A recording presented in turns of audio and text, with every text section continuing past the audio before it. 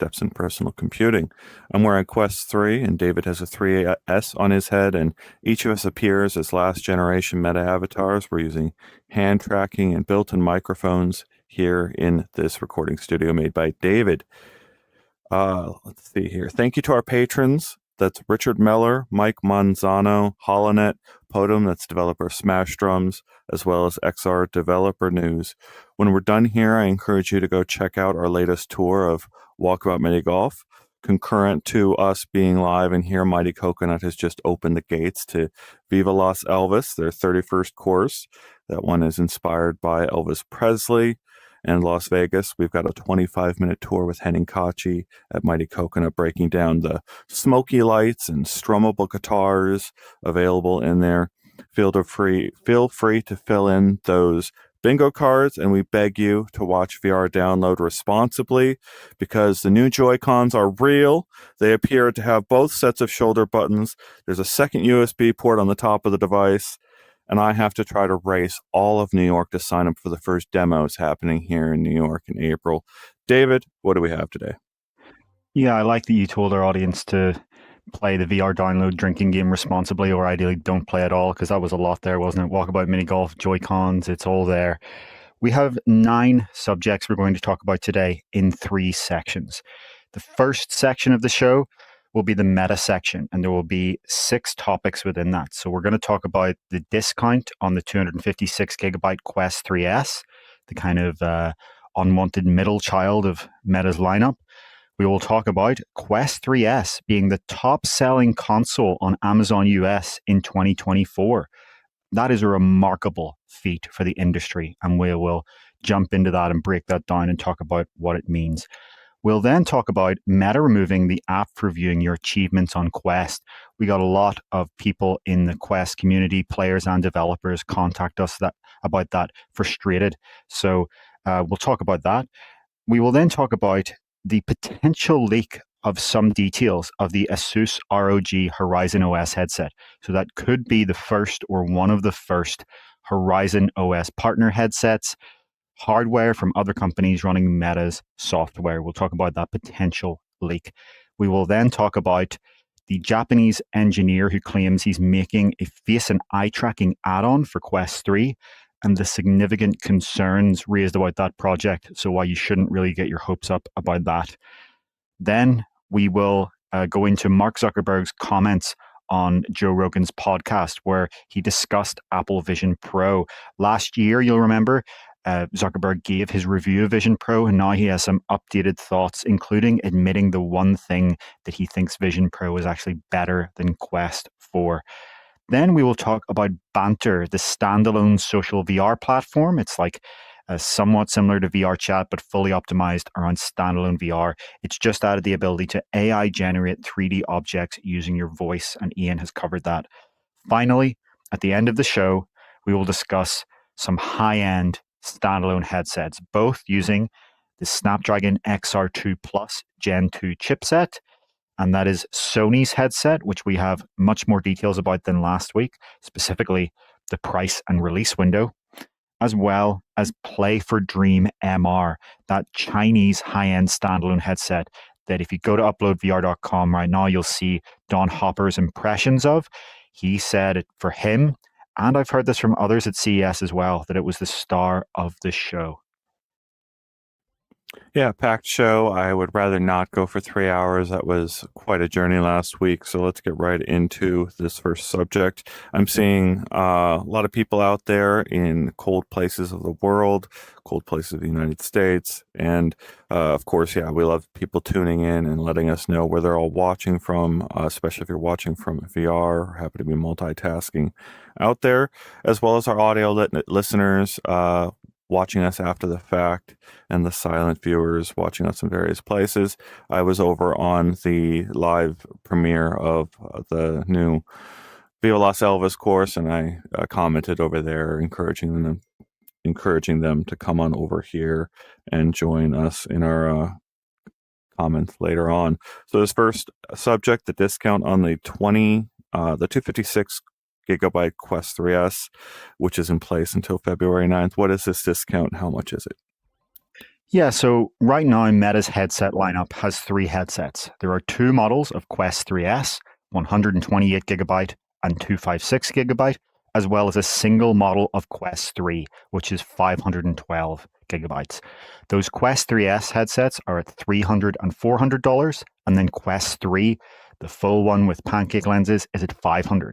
So that kind of leaves this 256 gigabyte Quest 3S model in the middle at 400 as the kind of unwanted middle child of Meta's lineup. It only gives you more storage than Quest 3S, the base model. It doesn't give you anything else.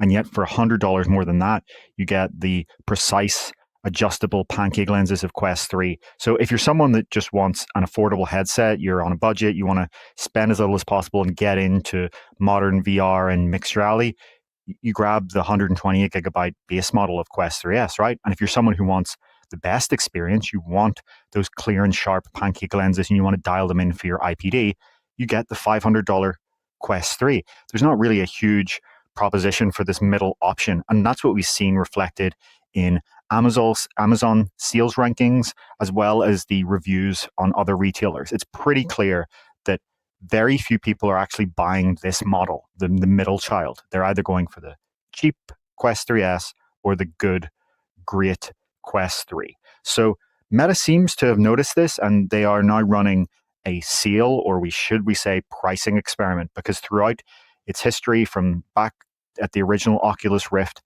this company has been repeatedly running discounts and deals of all sorts to experiment with price. And quite often after those discounts end, they just keep them going because what they find is, okay, this is what the price really should have been. So in this case, they have this thing down to $350. So instead of being $100 more than the base model, it's $50 more. So right now, this deal ends on February 9th.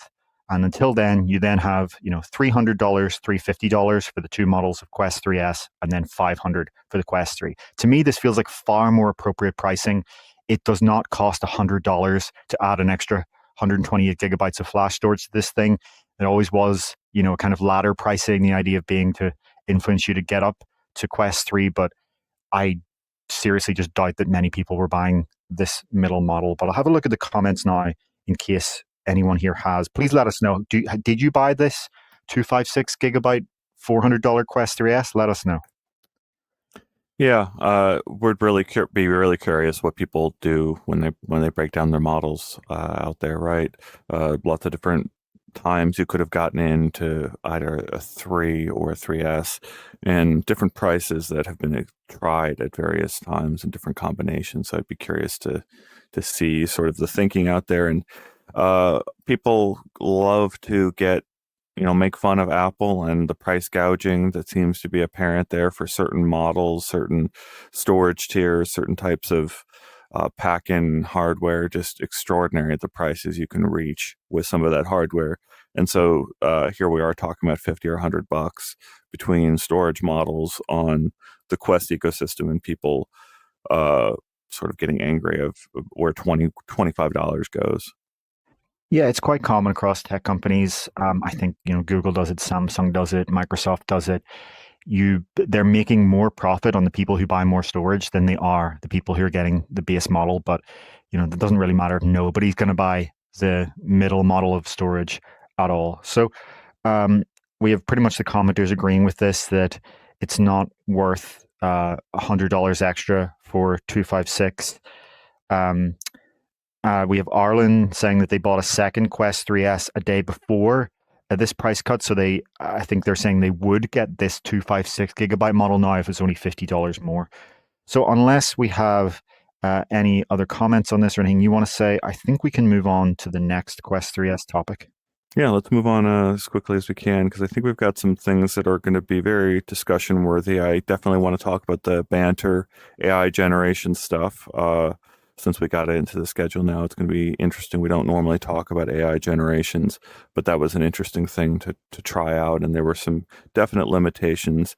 But the interview we have and details we have are cool to get into, and there's a couple other subjects late in that show here that I want to get into. But yeah, let's get into this next subject here. Yeah, this is arguably the biggest news of not just the week, but the entire year so far.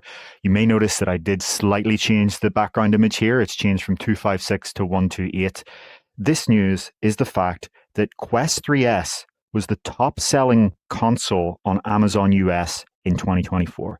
What do I mean by that? I mean that in the video games category of Amazon US, they posted the list of the top selling products by volume for 2024. And thanks to an UploadVR reader, James, for pointing this out to us.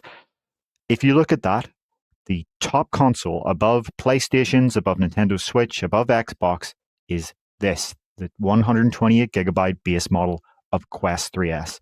In fact, it was the most sold device of any kind in the video games category. It was the third most sold device of any kind in the video games category. The only two devices that beat it were a Nintendo licensed micro SD card and the black PlayStation 5 controller. Both of these things being accessories that are a fraction of the price. So it's remarkable to see this happen.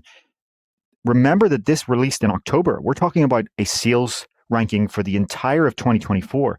This thing releases with a couple of months left to go, and it blows them all away. So that shows that this thing was a massive success over the holiday season. And we have another data point here from a French YouTuber, Quest with Matt, who has been tracking the achievements for Batman Arkham Shadow, the game that is bundled with Quest 3S and new Quest 3 purchases. And this achievement you unlock by playing the game for about 5 or 10 minutes, getting the first idol. And if you look here, you can see the massive increase in this achievement being unlocked after Christmas. So I think when you combine these things together, the Quest 3S being the top selling console on Amazon for 2024 and this kind of massive surge, it's very clear that a lot of people got this for Christmas. We kind of knew that already because we covered in a show 2 weeks ago the fact that the number one free iPhone app on Christmas Day was the app from Meta needed to set this headset up. But if you were in any doubt that this thing has sold serious volume, here we now have the data to suggest that. Yeah, big data points here to cover for us finally to get into, and we would love to see those sales numbers from Meta itself.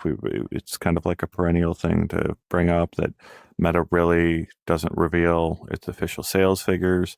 We've seen some leaks over the years, tens of millions of Quest 2s over the lifetime of that headset, but we haven't really gotten our hands on what those raw numbers are with Quest. And I don't like it.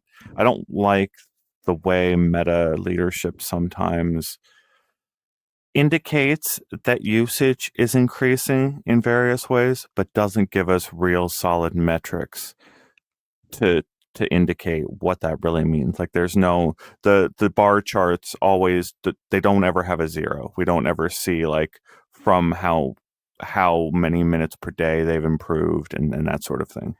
Yeah, I strongly agree with that. It's been a long time since we've got any kind of official figures from Meta. So we're piecing this together from Amazon sales figures. We're piecing it together from looking at how many people have unlocked achievements in certain games. It would be great for the market, for developers to know from Meta, what are the numbers here? How many millions of monthly active users, weekly active users? What are we seeing? We would love to know that. For now, we just don't know.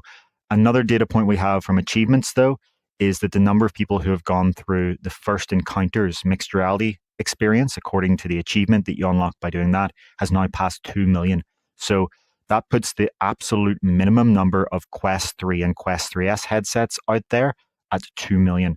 But that's the minimum because, I set up a few Quest headsets over the holidays, and you only get that if you agree to scan your room. If you are setting this thing up, you've just gone through the tutorial about how to move windows around and use the OS, and it asks, do you want to scan your room for mixed reality? If you hit no, you don't get that tutorial. So it's only people who hit yes, went through that tutorial and completed it. That number is 2 million at minimum. Looking at our comments here, and I'm also all over those comments with the Windows 11 multitasking. I've got two virtual displays up in front of me, including my Game Boy camera on one of them. So I'm watching myself on my Game Boy camera over there in the dark. And I'm seeing Biggs, Casey, Chiefs Productions, Arlen, a lot of regular viewers in our comments, Afro Badger, and I liked Onakazi's comment that 120 gigabyte is the new 64 gigabyte. I think it's a good point that I don't really want to go down to 64 anymore. Like 64 is too small, and 128 is getting there as well. Yeah, I strongly agree with that. I think Matt Hargett in the comments has said the same thing. They've said that with 128 gigabytes, you can't have Asgard's Wrath 2 and Batman installed and have, room for installing updates and other apps. I agree. If they want this to be, the kind of device, the kind of game console capable of high fidelity AAA experiences, 128 gigabytes is too small. On the Switch, I think it starts at like 32, but it gives you a micro SD card. On the consoles like PlayStation and Xbox, it's like half a terabyte, a terabyte. What you get in Quest 3 is fine, but I would argue that what Meta should do about this whole situation of, seemingly no one is buying the 256 is just get rid of the 128 and start selling the 256 at $300. You don't need 3 headsets, 2 are fine. The Quest 3S with 256 and a Quest 3 with 512. And I would argue further that for the next generation, for Quest 4, they need to be bringing these numbers up. The base model should be 512 gigabytes, and they should be selling, 1 terabyte, 2 terabyte. It's a win-win for them as well, right? Because if you're a Quest customer and you're out of storage, you're going to be far less likely to go and buy content on the store. And, it's not a mystery how much this flash storage costs. It does not cost a lot. Let's be absolutely clear. It costs, on the order of between like $10, $20, $25, sometimes even less than that, depending on the kind of speed they're using to put this amount of storage into these devices. It's entirely just about price laddering. And if it doesn't work, then what's the point anyway? This is really, really interesting to think about all the different things this touches, right? Like I've started filling up storage with video recording, and it's become a problem to find places to store all that video and to index it and to keep up with it all. And I want to, of course, download only the high res full recordings. I don't want compressed copies. David has had to install a policy and explain to everyone multiple times the default settings on Slack on how it compresses video as you're trying to put video into Slack to just get it to the rest of the team so that they can clip out something neat that they've seen in headset. It's compression all the way down on a lot of this stuff, and you don't want it in some of your workflows. And Meta right now has to decide how do we do this? How do we set up a system here where we're recording, we're saving everyone's recordings that they want to save in headset, but they're paying for a terabyte of storage, 2 terabytes of storage. What's the model here that they're eventually going to land on? No, yeah, that's a great point. It's not just games, as you say. If you want to store videos, if you want to do work on this, Meta wants this to be a spatial computer. They want you to use the Files app and try to use web apps on it. And if you want to use this thing as a portable cinema, they brought Amazon Prime Video to Quest back in September alongside offline downloads for the first time in an official capacity. So if I want to download, 3 movies for a flight, that's going to take multiple gigabytes. It's all going to start to add up. And in future, if they want to secure partnerships with entertainment to get 3D movies on this thing, that's going to be even more storage. When they bring out headsets that are higher resolution, you have 4K 3D HDR movies with the expansive, AAA VR games. All of this takes up storage. 128 gigabytes is laughable. It's just clearly not enough. Apple was heavily criticized for this too. This is another sort of parallel to Apple, where Apple was, I think, releasing like the MacBook Pro with 128 gigabytes of base storage until very recently, or maybe it was 256, and whatever the number, it was doubled with the latest generation, and they were kind of finally praised for not selling such a low amount of storage anymore on a computer marked Pro. even for these though, even for these devices, you can get budget Android phones these days that are running, 512, 1 terabyte of storage. It doesn't need to be this small. Oof, a lot of things to think about here. We're over 100 viewers over there on the channel, and we tend to build those viewers over the course of the show.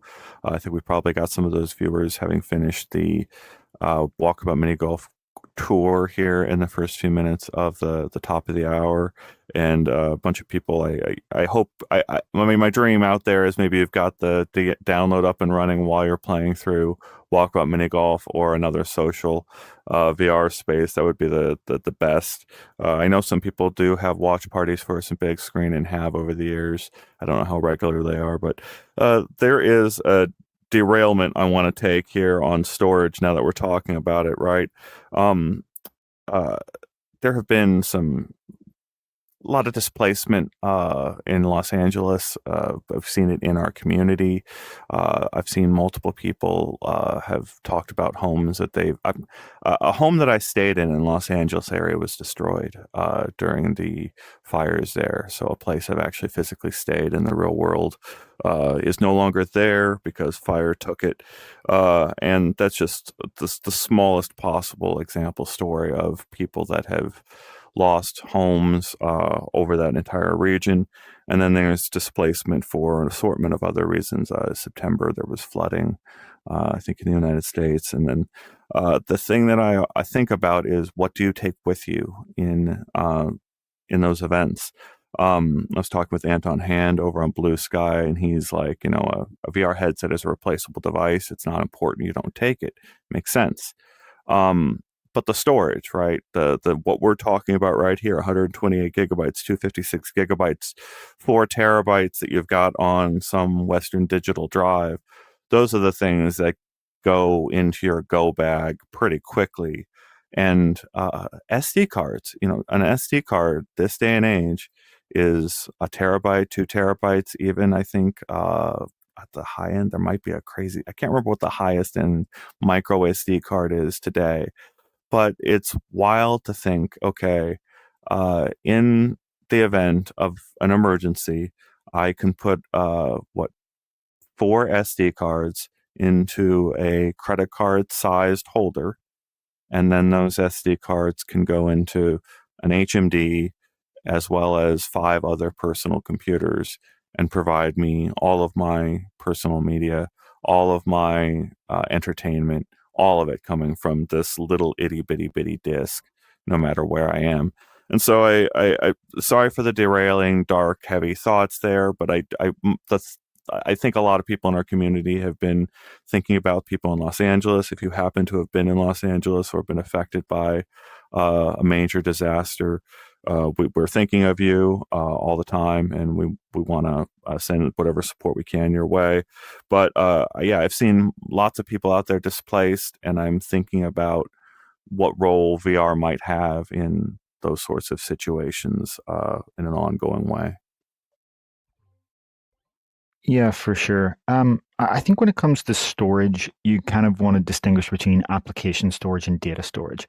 I think if on your phone, for example, even on your laptop, a lot of your data storage is going to be backed up, whether it's on your Mac to iCloud Drive, whether it's on your PC to OneDrive, or you use Google Drive. It's pretty common now for most consumers to have most of their important, photos and files and documents cloud synced, so that wouldn't be a huge issue. On the Quest side, the issue kind of is separate for application storage. It's like, theoretically, with the storage we're talking about, you can uninstall games and reinstall them. Quest has had cloud saves for a long time now, and it just automatically works. So you don't lose your saves. Even if your headset were to be lost, your save data and your application data will be fine. It's just that, if you are normally having the headset and you don't have enough storage, you're going to have to uninstall and reinstall stuff, which is just a pain. Yeah, but I'm wondering, when is the first natural disaster that really takes a whole data center, and when it takes that data center, what happens when the data center isn't co-located right properly? Google has had, I think, entire data centers burned down, but they're so good with their co-location and backups that hasn't been an issue. It's just Yeah, most cloud storage is redundant, and they do that on a global scale, right? So even if an entire country was nuked, God forbid, the data would still be on. Obviously, that's the last thing you'd be worrying about, but the data would be still fine on a different continent. I'm sorry. We went right to the survival. We know it's the survival instincts in some of us thinking about this issues. But I do when we're talking about storage, there is like a whole like cold storage mindset that a lot of people go into, and there's old drives that have terabytes and terabytes of storage. And there was someone out there joking, right? Save the hard drives first, the loved ones second. But I do think it's worth just thinking about, right? Like I filled up my Vision Pro recently, and I saw Afro out there saying that they've been working daily inside of, I think it was a Quest 3 for a year. And I've started moving daily inside of my Vision Pro. I also, now that Windows 11 has the triple monitor setup, it's also very easy to consider using Quest 3 on a daily basis for work.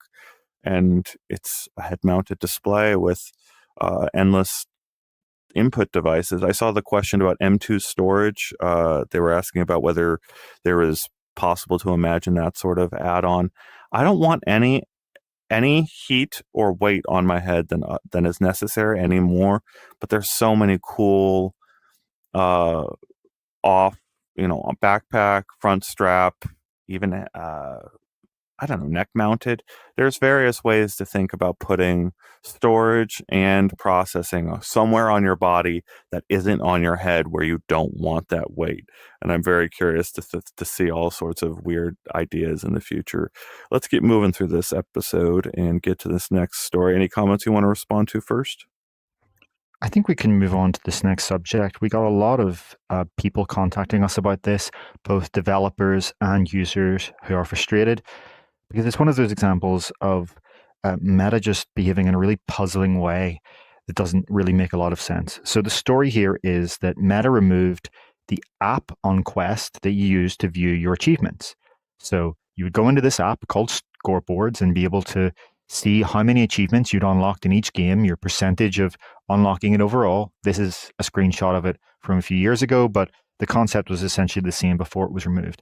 Now, Meta did announce that they were removing this back in July last year. They said they're going to remove it at the end of the year. They said December. It seemed to have happened in early January, a couple of days ago.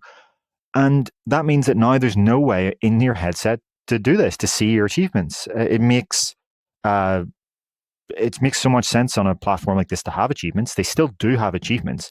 You will get a notification that the achievement is unlocked. But when you click that notification, nothing will happen because there's no interface to go to actually see that. Like imagine one day PlayStation or Xbox just removed the way to look at your trophies and achievements. People would be really quite puzzled. So you can still see your achievements in the mobile app as a kind of chronological feed. The phone app. So it's kind of weird that it still does exist. Meta has said that they're not removing achievements. They're not removing the APIs. This is a Meta engineer said this publicly. They also kind of hinted that we will see a new achievements interface in future. A lot of people have kind of like come up with what's the word I'm looking for here? Ideas of how this is some sort of grand strategy, but my understanding is that this is just one of those things where the people who made this app interface no longer work at Meta and they haven't finished spinning up the new interface. And because there's no reason to, because they would have to spend time and effort to maintain this, they get rid of it, which is just classic big tech company sort of, what's the word here?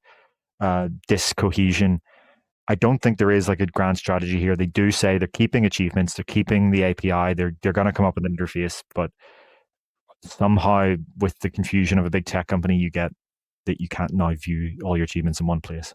That sounds like how you get murdered inside of Tron. Discohesion is how you get killed inside there. No, de-resolution, that's the term that they say, but it still sounds close and I like it. All right. Yeah, this is a sad one to see go away, and the way David just described it is an ongoing story we've heard multiple times at Meta. Nothing new there. But it does sound like they're coming back. Like, they're still there. They're not going anywhere anytime soon. And I did this. I mentioned it in the comments, but it reminds me of the Oculus Homes getting leveled by Meta or by Facebook back in the day when they got rid of that home experience, and there's still not a proper you can come into my home and see all of my virtual things that I've set up. And I know, I don't know, there's also your mixed reality home, right? Like that there's a good argument to be made that your home is your physical environment. And when you invite other people over into that physical environment, you choose which objects they get to see inside that physical environment one at a time. And, why do you need a virtual home if that's the case? Yeah. I mean, I would say that any efforts to improve the Quest Home system probably did die out with the release of Quest 3 when it boots it into mixed reality by default. I would wager that the vast majority of people between launching the app they're going to launch have their home space in mixed reality, especially because, don't start me on this, but the home environments are awful anyway. As you say, today, you don't see the other person's home even when you see them as an avatar appear in your home, because there's no magical way for them to see your home, right? You would need to do real time texture mapping to the scene mesh, and that's not something that at all happens. But yeah, it's a great example of Meta deprecating something that people use and care about, especially power users, right? So there are achievement hunters on every platform. They get their PlayStation trophies, their Xbox achievements, their Quest achievements. And these are people who are, high retention users that are coming back. They're going into the scoreboards and they're watching this percentage for the game that they love. They bought this new game. They love it. They're diving into it. They're trying to get all the achievements. And now you've taken away the ability for them to track it. It's really bizarre. And I mean, the other thing here is that this was also for leaderboards, right? There's a centralized way to see your scores in certain games that supported their leaderboards API. Now, many games have their own leaderboard interface. Obviously, you go in and you see the scores of everyone ranked. That's not as big of a deal. But for achievements, this is just puzzling. And I mean, technically, a game could build its own interface to show you the achievements that you've unlocked, but on every other platform, this is a system level thing. I should say, except for Nintendo, right? As far as I'm aware, the Switch does not have achievements, and everyone's wondering, will the Switch 2 introduce achievements? So I think I brought this up internally. I guess I should bring it up with our audience because I imagine I'm not alone in wondering or thinking about this. But there is, of course, Horizon Worlds. There are the quests on Horizon Worlds. That's a whole section of the mobile app. You can go in and find quests to undertake inside Horizon Worlds. Is this, I don't know if I feel like you and I have fought a lot over the years because Meta chooses to be vague in its use of branding terminology. And you and I have spent brain cells and blood, sweat, and tears on an argument over what Meta is meaning to say when they call something Horizon or not, for instance. Yeah. But how do we deal with that when you talk about something like achievements getting moved around and repositioned in these layers? Well, it's certainly clear that in the mobile app, they are prioritizing showing you these quests, which are the equivalent of achievements in Horizon Worlds, right? In Worlds. Technically now the OS and the whole platform is called Horizon, so these are technically Horizon achievements now, but we still often just say Quest achievements because it's so much easier. We've spoken endlessly about the confusion of going from Oculus to MetaQuest to Horizon OS, which Horizon was previously the name just for Horizon Worlds. So now it's Horizon Worlds and Horizon apps, but Horizon apps are Quest apps. You could get in a kind of spiral of confusion and naming here, and hopefully it all becomes a little bit more clear and well understood when you do have other Horizon OS headsets out, as we will talk about in our next topic if we want to move on to that, unless there's anything else you want to say. Yeah, let's get into it. I see Biggs and James going on in our conversation. And I see KC Chiefs Productions. One question here. Why have I never seen an episode with David and Don both in it? I think we did one. And when we thought about doing it today, Don is a little under the weather, getting back, recovering after CES, and I don't want to pressure him or lean on him to get him in here, but I don't know. We hypothetically could have Don, pipe up in the comments, and we could do it today. David just pops out and have him come in when we get into that section. But I don't know. It speaks to the robustness of your platform here, David, that we kind of didn't decide, right? Like before we came in here, we were Yeah, thinking about it. I think we were kind of waiting to hear back from Don. We've all had CES flu, as they call it. It seems that if you pack a bunch of people in a convention center and fly them from all around the world, everyone's going to get sick. I think pretty much everyone that goes to CES eventually gets CES flu. The last thing you want to do is shove someone in a headset when they're dealing with that. So we thought we'd just relay Don's opinions. He kind of relayed his opinions of Play for Dream MR, and we will talk about that at the end of the show. I would like the visual demonstration for our audience of going from David's fully realized avatar to Grey Dawn. Now that would be funny to have you swap out live. All right, well, we got our next story here, and we are building our audience towards the end of the show. We'll get into some fun stuff near the end here. We had our walkabout tour just out there. That course is out there now. You can go check that video out on our channel. And David and Henry and Don have been on top of all the latest news on UploadVR.com. Please consider becoming a member to support our work directly. Yeah, and what's this next story, David?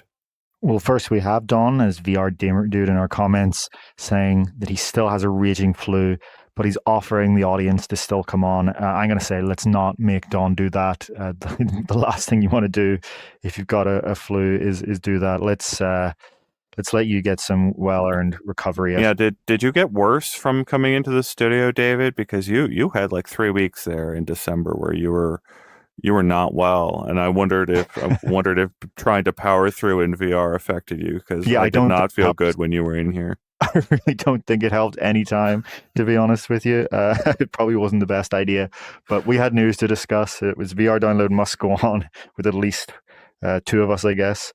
So yeah, let's talk about this news. As I just talked about, Meta last year renamed the Quest operating system to Horizon OS, and its plan is to make that available to select third-party companies. It said at the time at this announcement, which was April 2024, that the first 2 companies to do this would be ASUS and Lenovo.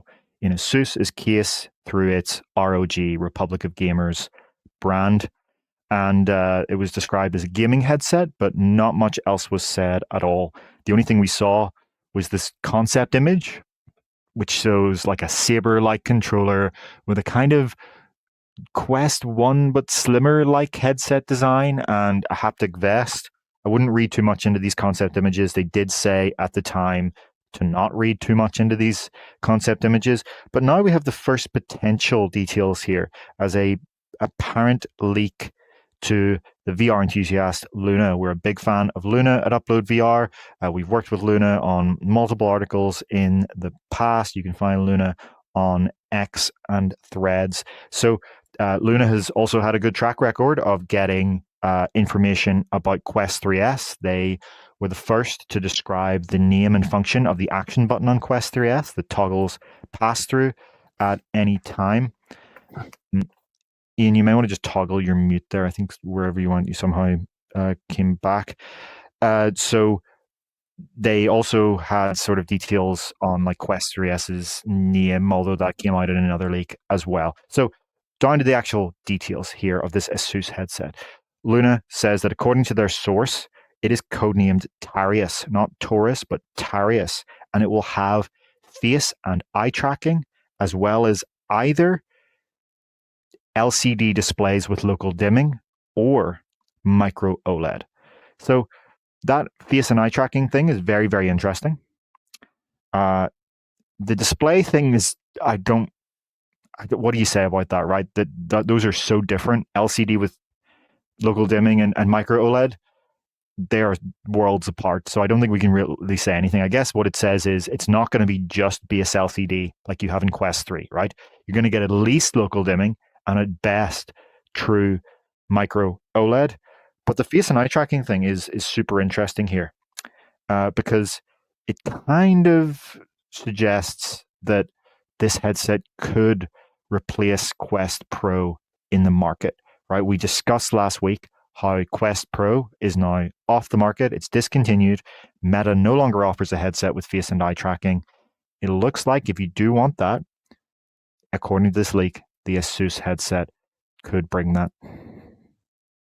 So I was on Vision Pro last night, and I was trying to get this video that I've been trying to do of a demo. So I've got the Tap XR band on my left hand, and I've got the Apple Watch on my right hand, and I've got Wow Mouse installed on the Apple Watch, and I'm trying to use Tap XR band as my keyboard over here and type out a word on the Apple Vision Pro into a note with my left hand, just typing out the letters here, and then my right hand to move my mouse cursor back and forth in Mac OS. So I was trying to do this in Vision Pro, and then I talked to my brother for a little while, and I shared my screen, and I tried to dump on him and explain everything that I was doing, because he asks me the question everyone asks is, which is better, who is going to win, Meta or Apple?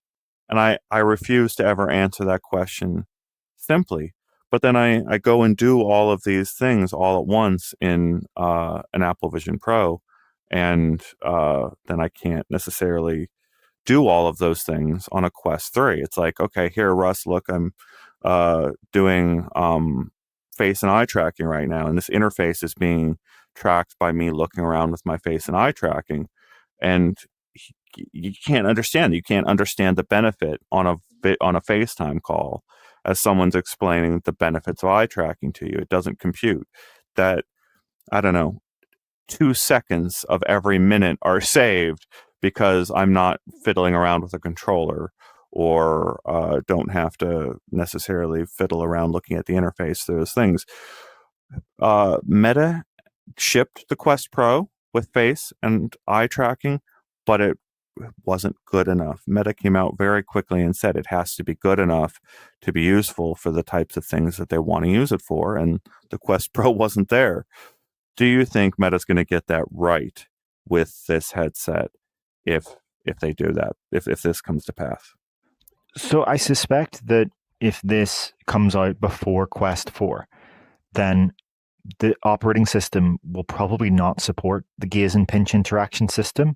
They just are not going to spend resources on supporting an entirely separate interaction system for one third-party headset. If it comes alongside Quest 4, though, then it might. And this brings us to a comment. We have a question from Impulse60, which asks, any guesses for when Quest 4 will come? Sorry if it's been answered already. So the gap between Quest 2 and Quest 3 was 3 years. Quest 2 came out in late 2020, and Quest 3 came out in late 2023. If you assume the same gap, you would expect Quest 4 in late 2026. And that's actually exactly what we saw in an apparent leaked Meta roadmap to the news outlet The Information, who reported last year that Quest 4 is coming in 2026. So I would expect that essentially, just under 2 years from now, in late 2026, is when you would expect to see Quest 4, not this year, but at the end of next year. So we're still going to be in the era of Quest 3 and 3S for quite some time, right? Quest 3S has only been out for a couple of months. It's still like, this is where we are today. Quest 4 is quite a while off. And this is very relevant to the ASUS headset, because people have been bringing up an interesting point, which if this thing uses the XR2 Plus Gen 2 chipset, the same chipset that we're going to talk about later in the show, because it's also going to be used in Samsung's headset, Sony's headset, and Play for Dreams headset, then it could be a situation where, if, say, this comes out late this year, 1 year later, you might get a true generational improvement that kind of somewhat obsoletes this. And that's kind of what we saw with Quest Pro, right? The XR2 Plus Gen 2 chipset is just a slightly higher end version of what's in Quest 3, right? It's got a little bit higher clock speed. It's got support for more cameras and higher resolution. I can bring up kind of like a relative peak GPU performance graph here, where you see, here's Quest 1's GPU, here's Quest 2's, Here's Quest 3s, right? You see why we constantly talk about why this is such an enormous GPU improvement. And here's the Plus, the chip that's going into Samsung, Sony, Play for Dream, and potentially this ASUS headset. It's not dramatically better. It's really the main advantage is you can bring in more cameras. You can do eye tracking and face tracking, and you can also support high resolution displays. That's pretty much what you get there. So the problem is that what happens if 1 year later you see Quest 4 come out and it does another jump from XR to Gen 3, and it's all the way out here. That's an interesting question. And here's the CPU graph. The problem is that this would also equally apply as criticism to Sony, Samsung, Play for Dream, and all the other companies are doing this, right? It seems like the apparent rumored delays in the Samsung headset mean that it's going to be in the same situation too. Because from what we understood from the original timeline that was reported in outlets about the Samsung headset, it would have come out late last year, right? But it looks like, really sort of ironically, the entire industry could be doing a Quest Pro all over again, where by the time that these headsets come out, be they from ASUS, be they from Sony, be they from Samsung, Meta could be just 1 year away at that point from another generational leap. And yeah, sorry, go ahead. The generational leap is also interesting to consider because the 3S has come in as a half generation upgrade while also being at a lower price. And then the 4 can be positioned more suitably above a 3. So there's a chance the 3 doesn't go away. When the 4 comes online, it just gets cheaper. Everything gets cheaper and more inexpensive over time. But I love this comment. There's this comment from, what is it? Is it Biggs or Casey? It's Biggs saying that is a long time until face and eye tracking gets standard. So if you can imagine a Quest 4 is both, more expensive than where it is now, maybe slightly, and they moved the 3 line or the 3S line down, but they have to pull out all those stops to try to get face and eye tracking finally into this main Quest ecosystem. Remember, it looks like Apple has apparently settled on face and eye tracking as the bare minimum of their platform.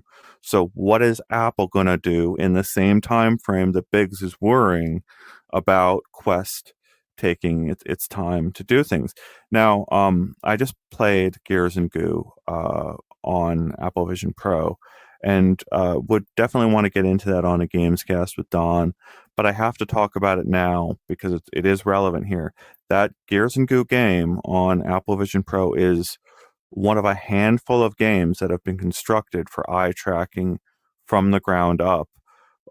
And every piece, so I sit here with my hands here just to demonstrate this for you guys, but I can put my hands very comfortably at my sides and completely interact with this entire experience just by looking at all of the characters and units on screen and pinching at whatever I'm looking at. It's very, very simple and it works beautifully. But the lift and the effort Apple has had to do to just get 1 or 2 companies to go and make a game for that specific interface, it's hard, right? Like there's not a whole lot of examples of this type of game. And our players out there, you haven't played these types of games yet. There's not a lot of them. Well, yeah, and that's precisely why there won't be, right? It's a chicken and egg problem where you're not going to design a game around that when the majority of headsets that people have, be it Quest 3, Quest 3S, Pico 4 Ultra, Pico 4, don't have eye tracking. So it is going to be a situation where it's going to be a long time before eye tracking is standardized because, as you say, even when Quest 4 comes out, assuming that it has eye tracking, which we heavily assume it will, there's still going to be a bunch of people with Quest 3, right? Even when Quest 3 came out, you're saying this, idea of they'll keep it around. This isn't speculation. Like they did that with Quest 2, right? Quest 2 was still sold until a couple of months ago. Quest 2 only was stopped being sold in October. It was sold all the way up to 3S. What may be different this time, though, is that according to that same information report, Meta is going to introduce Quest 4 and 4S at the same time. Instead of doing the year stagger, they're going to come out there with a budget 4S model and a more premium 4 model. So from that perspective, I think it is actually possible that they get rid of the 3 immediately at that point, and they do push forward eye tracking faster because if you have a 4S at 300 and a 4 at 500, sure, you can sell your remaining stock of 3S and 3 on for cheap, but that's not going to really be what moves the market at that point, especially if there are like dramatic upgrades that come in Quest 4 that change the kind of use cases that are possible. So you have this situation in the market where, right, all of the Windows mixed reality headsets have been put out to pasture. Windows 11 has come around, and if I'm oversimplifying this, go ahead and rip me to shreds. If I'm wrong on this, that's fine. But Microsoft has come out with a Windows 11 and said, you know what we're going to do? We're going to support Copilot, and we're going to put our AI inside of every layer of the operating system so that our AI assistants can help you get information about your files. We're going to use the overhead of new processors, some of the cycles of the processor for that purpose. We're also going to use it for a triple display Windows 11 setup inside of virtual reality or head-mounted displays. Specifically Meta ones. Something Meta wants, and Meta has partnered. No, I'm saying specifically Meta headsets. Okay, yeah. Yes. But this is something Microsoft has chosen to do in partnership with Meta at the cost of Windows mixed reality.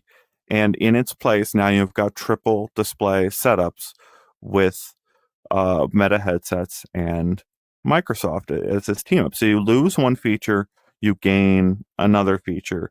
And part of it is the processing underbelly of all of this, like the system you have running from processor and operating system to enable all of these different features.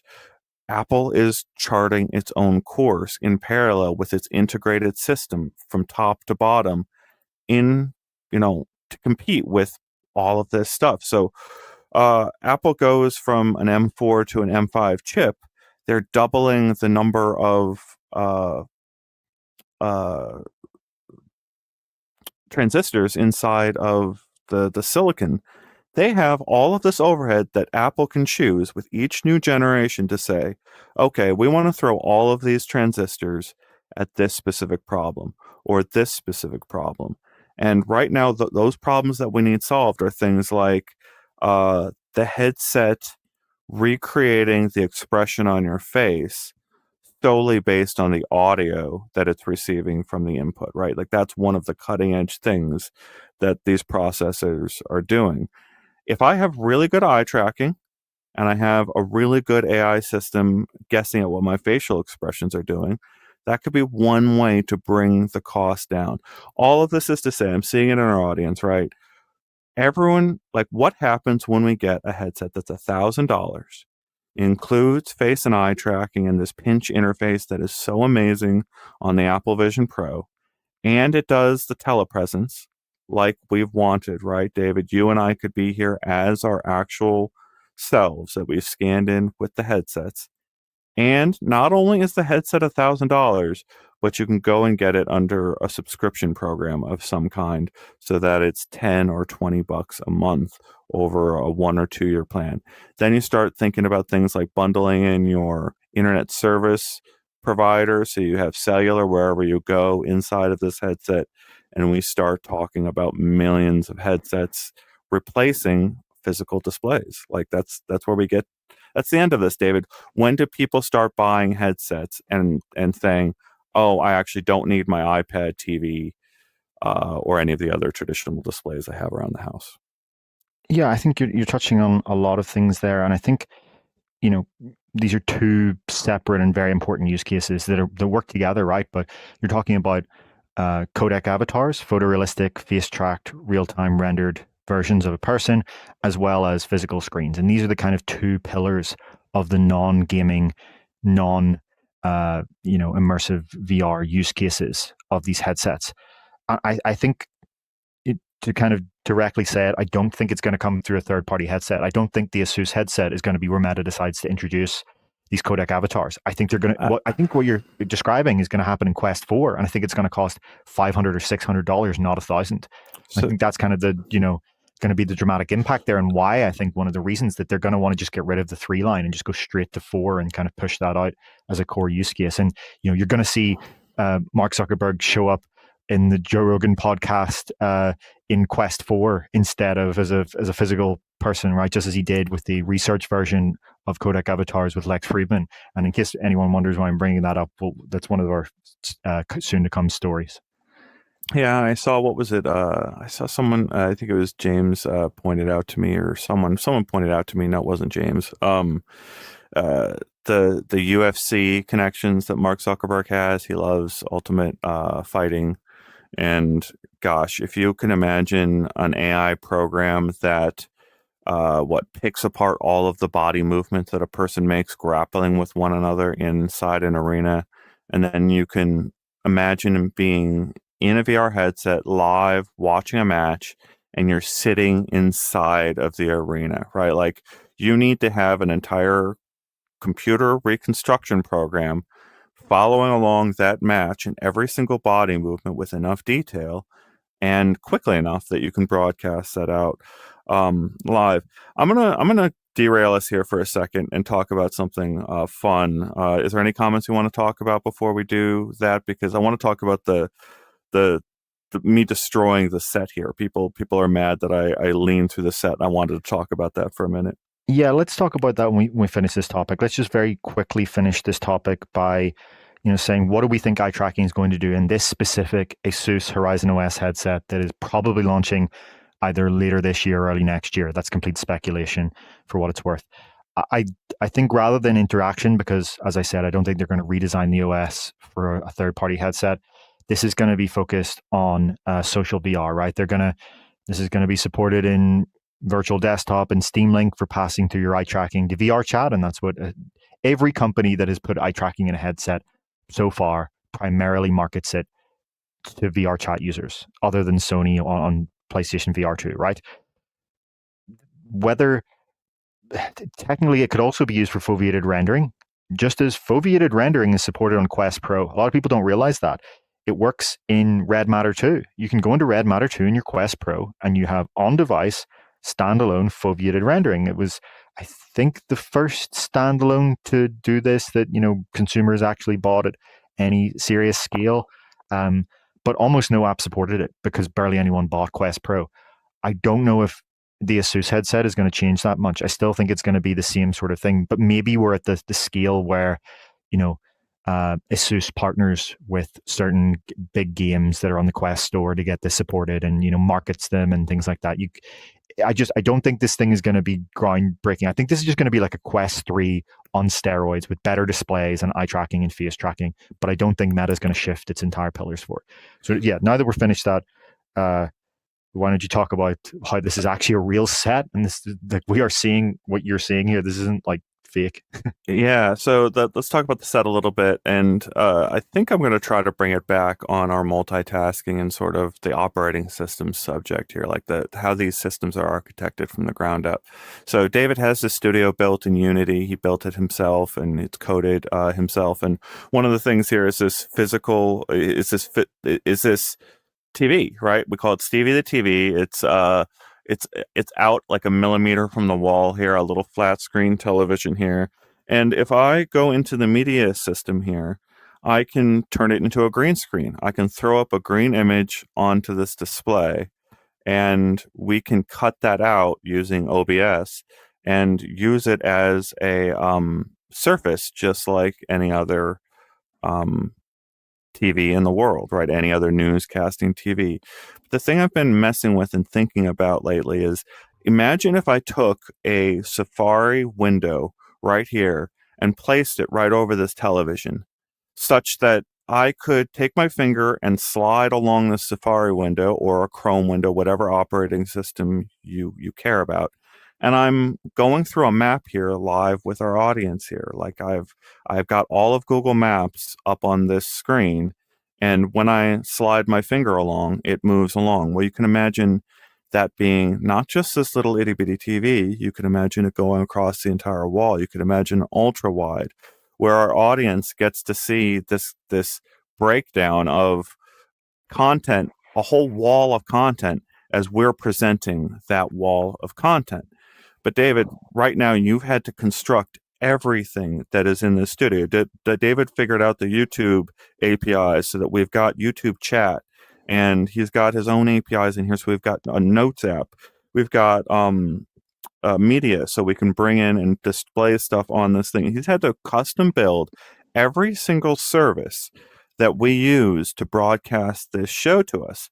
But there's no reason why an operating system can't do a lot of this for you. Why it's why we have this situation that is very confusing if you haven't tried both headsets. It's not, it doesn't matter day to day. Ultimately, you could go and buy a great VR game for $50 and spend 12 hours in it.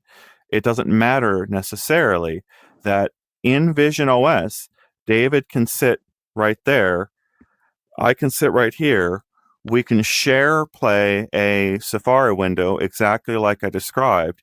He can reach over and maybe do his finger across the screen. I can reach over with my finger across the screen.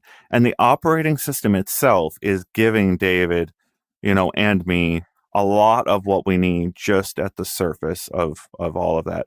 So, like, we could do a different version of this show over in Vision OS right now, but you would have to build the app from scratch for multitasking and have how would we do all that?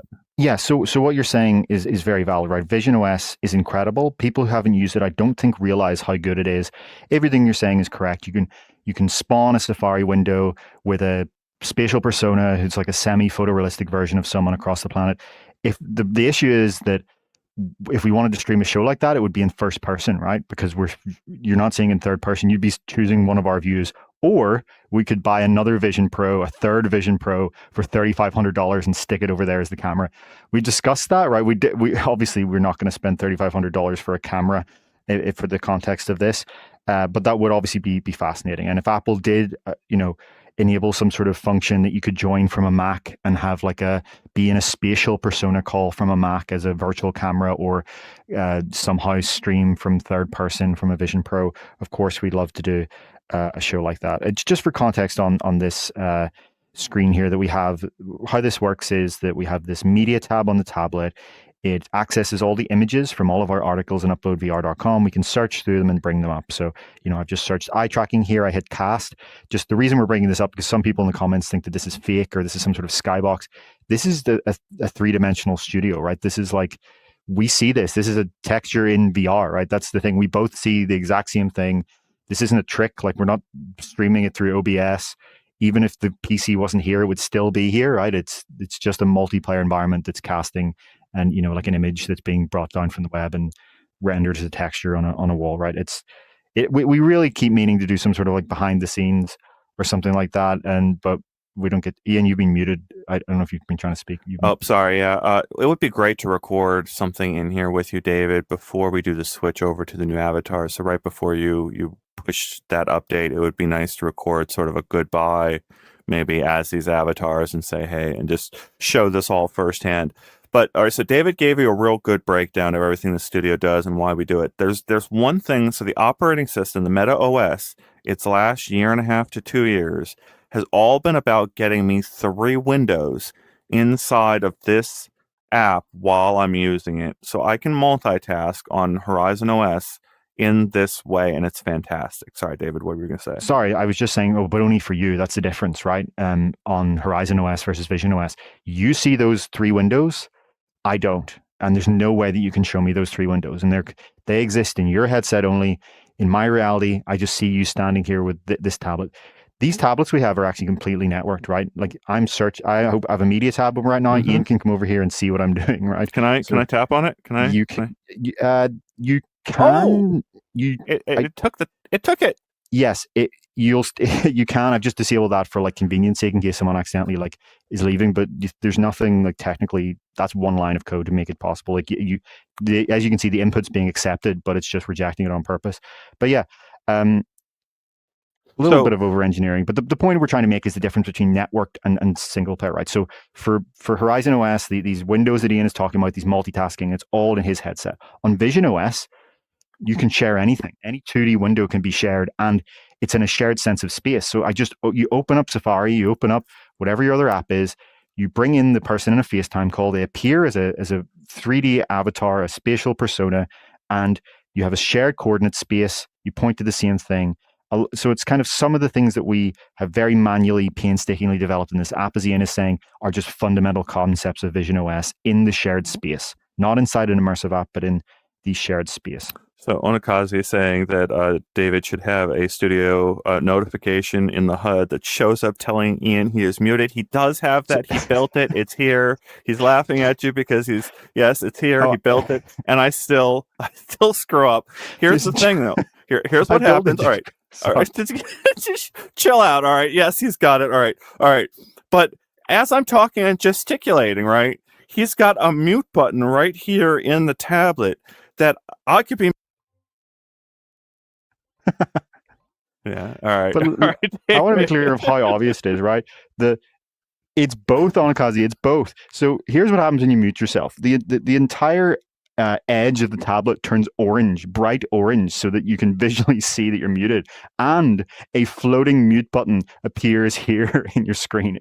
That's why I'm laughing right now. It's very, very hard to not know that you're muted. It still happens, okay? All right, it still happens. That's despite David's best efforts to prove I'm not an idiot.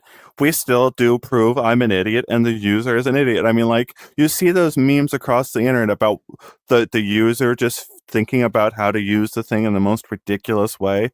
They will find it, and it does happen, yeah. One of the things I was experimenting with, because this is like an issue, is to just make your view black and white when you're muted, right? So the entire world goes black and white, but some of the time, you want to be muted for quite a while you're like looking up images or something. Maybe just a special Ian mode, just your headset. Yeah. All right. So let's get us back on topic here a little bit. There is a category of app I need to talk about here, and I'm going to describe it vaguely.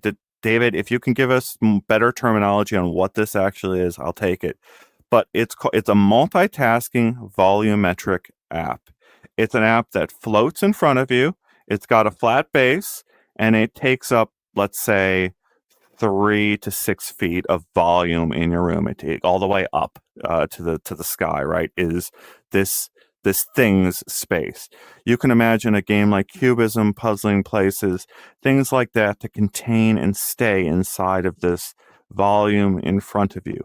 And what I think VR needs, is for you to have 10 of those in your home at any given time, maybe 100 of them in your home at any given time. You don't interact with every one of them at any given time, but when you go and use the one over at your kitchen, it activates and works all the time. It's always tethered there and lives and is maybe working out of sight when you're not looking at it. It's still doing its things over at the kitchen.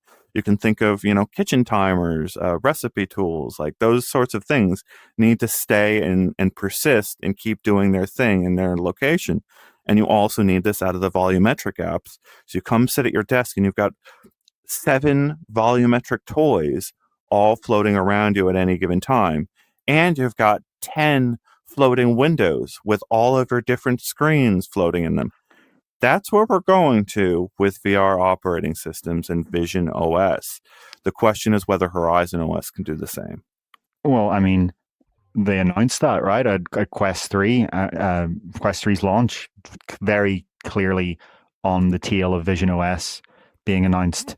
They had to show something. They talked about augment, and then as we reported early last year, they canned it, right? They went back to the drawing board to be more clear.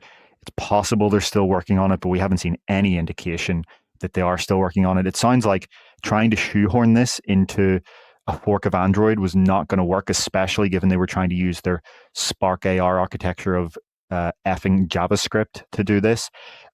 Meanwhile, you have Vision OS, which is like this really highly performant compiled code and yet running in like a shared rendering environment. So James asking this question, and I love this question, and I'm going to make fun of it because it's such a good question. Okay, did augments include volumes? Yeah, they were volumetric. They were volumetric apps, absolutely. So did the thing Meta killed do the thing that Apple is shipping today as its operating system? right? Like that's Yes. ultimately the question. All right, so we've Yes, got a but it yes to sounds that like question. Yeah. so badly from a performance perspective they couldn't ship it, right? Because the operating system fundamentally they're trying to shoehorn it in to Android, and Android is simply like not designed for this. Even Google's Android XR doesn't do this either, right? They, you ask them, do they have this? And I think they said they're looking into it as far as I remember.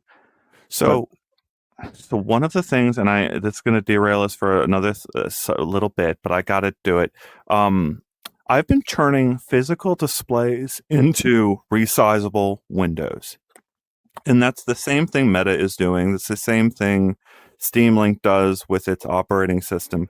You're turning physical displays into virtual windows. And the moment you do that, you make the display shareable. You're taking a physical display that only exists in one location in the world to display the content that's on that thing.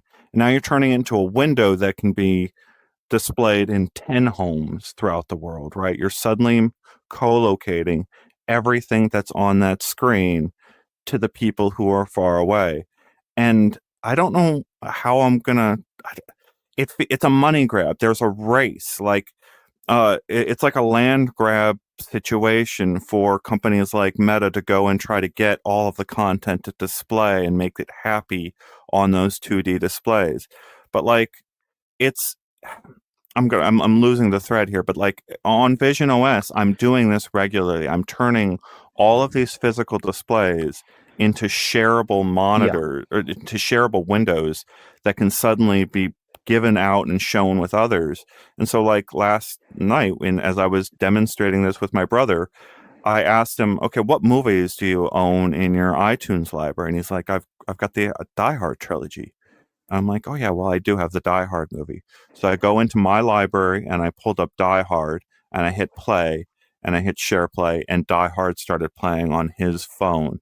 If I had picked any other movie other than Die Hard, he would have gotten a pop-up saying, "Go spend $4.99 on Die Hard on the App Store or on the iTunes Store to go watch this movie with your brother." But instead, I did a smart demo and I actually gave him content he had access to get in there for me. But this is just one single content type in one store, and it's across the board. Steam Link, every window anything you can put in Steam, you can co-locate and share with others and have them in the room with you. yeah, no, absolutely. Like people who haven't used it or dismiss it really don't understand just how far ahead Vision OS is as an operating system, just from its foundations compared to either Meta's fork of Android, Pico's fork of Android, HTC's, or even Google's Android XR, right?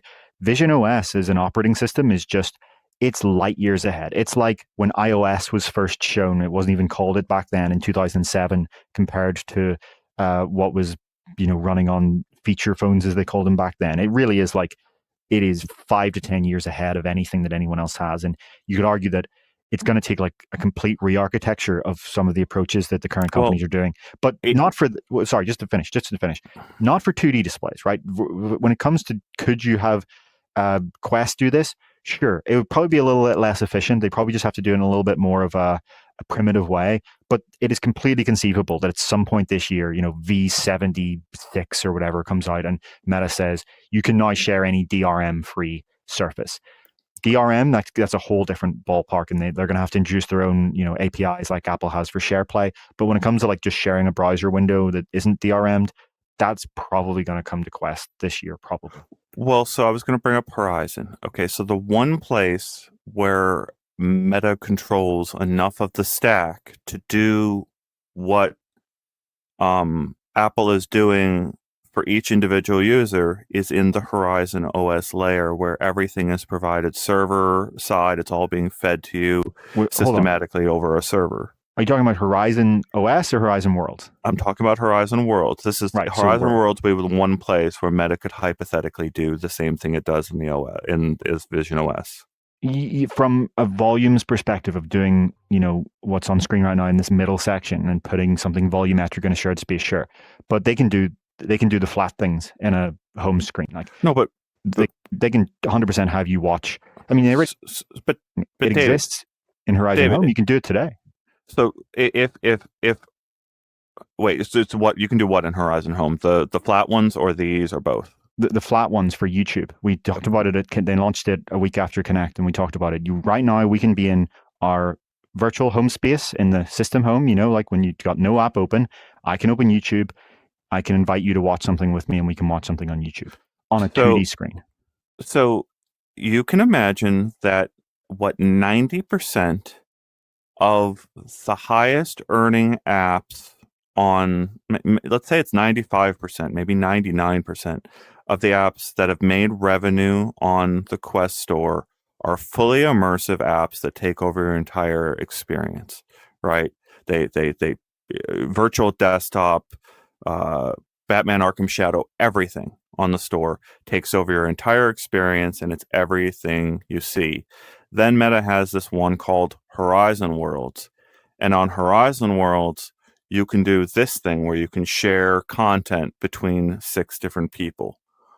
Why would Meta support in any way, shape, or form those apps that keep you disconnected from your friends and disconnected from all that content, where they can go and make you go, they can force feed everything to you and take a big chunk of revenue out of everything that gets shown inside this green ball inside Horizon Worlds? Well, why wouldn't they have both, right? Because Apple has both. Everything we're talking about when we say Vision OS, we really mean in the Vision OS shared space. And you yourself have run into how many times have you launched a Vision OS game and it doesn't run in the shared space? You can't do any of this. You can't even bring up a 2D screen like you can in Meta Horizon OS because the Apple full space is an entirely self-contained thing, right? You play Job Simulator on Vision OS. You're not in a shared space with anyone else.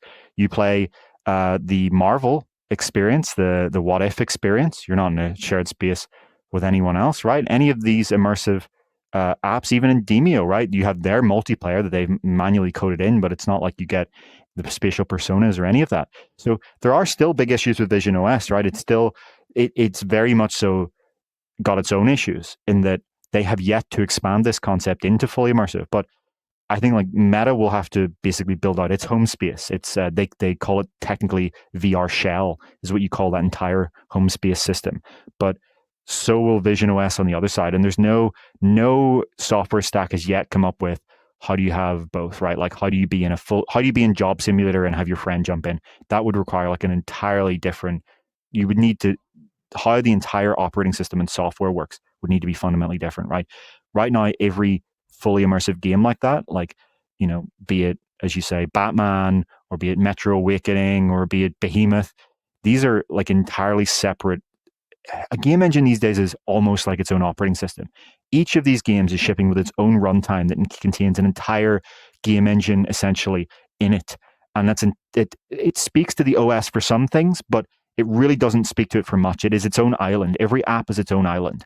And with the shared space in Vision OS, you peel that away and the app kind of has its own logic and data and assets, but a lot of that engine stuff is actually part of the operating system itself. And that's how all this can magically work. But then you're relying on the operating system for every piece of functionality, so it heavily limits what you can do, right? So Niantic couldn't even bring their Hello.pet as a shared space app, even it's a full space app. So Apple is going to have to vastly, vastly expand what can be done in the shared space. And meanwhile, Meta is going to figure out how do we even get something like the shared space running on Android? Or do we, as you say, just put all of the effort into getting this to run in Horizon Worlds? So if you think of the phase we're in is how many monitor windows, how many windows can we make shareable with everyone in the room? And how do we signal that to the user that like they're private and they're not private and what's shareable? Well, that's the easy part. The question is, how do you get 3D stuff to be shareable? That's the hard part, right? Yeah. Yes. And so what we're going to, so imagine the next 2 years and imagine you're trying to choose which headset to buy. And this going back to my brother and having this conversation with him. And I did finally get through to him after I described all this stuff, right? Like the Meta headsets need to add more features and go up in price. And the Apple headsets need to come down in price while still retaining most of their features. So they're going to meet in the middle, and it's going to be somewhere between $1,000 to $2,000, somewhere in that area, probably. and then you can divide that up by a monthly service fee, or pay that monthly, or imagine all the other things that you might get packed in with that system, and you've got a crazy impressive system. It's just, when does it launch? Like, Apple didn't change the world with personas, and Meta, like, when I saw the codec avatars that Meta shows off in their labs or at SIGGRAPH, you can imagine the world changing the moment you try those avatars and have a WhatsApp conversation with another person, and your avatar really feels like you, and the other person on the other end really feels like they're talking to you. They That's when they start picking out what headset they're going to buy, rearranging their system, right? Uh, I don't know. So one of the things on home spaces, David, is when you've got local PCs like a Steam VR PC, it's kind of like it's a hat that I can put on at any time. I can put on Steam VR Home and change my home environment at any moment, with the Steam VR Home suddenly getting put in place of everything I've got inside the headset. We need to move on through this show. We have very fun subjects to discuss, and I think we need to talk about this face and eye tracking add-on, because we've explained why it's so hard basically here, and I grilled David as much as I could on this, because this doesn't sound like it's very ready for prime time, but it still might surprise, and it's still going to be interesting to our viewers out there, even if it doesn't deliver. Yeah, we've just been talking about how much people want eye tracking and face tracking on Quest. We've talked about how we don't expect it to arrive in the mainline until Quest 4, almost 2 years away, how it might arrive in an ASUS headset. But what about the people who just want it as soon as possible and kind of are willing to do anything to get that? Well, a Japanese engineer is saying that he's going to solve that by releasing a face and eye tracking add-on for Quest 3. And there's no real kind of solid details on anything like price or the go-to-market strategy or release date. But as soon as people saw this, there was obviously a lot of interest of, wow, I would really like to just slap on eye tracking and face tracking to my Quest 3. And, you look at this render and you think, damn, that looks good. Let's go. And then once we started to look into this, we realized that there are a lot of concerns with this project. So this doesn't come from like a startup company of dozens of engineers or anything. This is just one guy plus a marketer who's a VR chat user.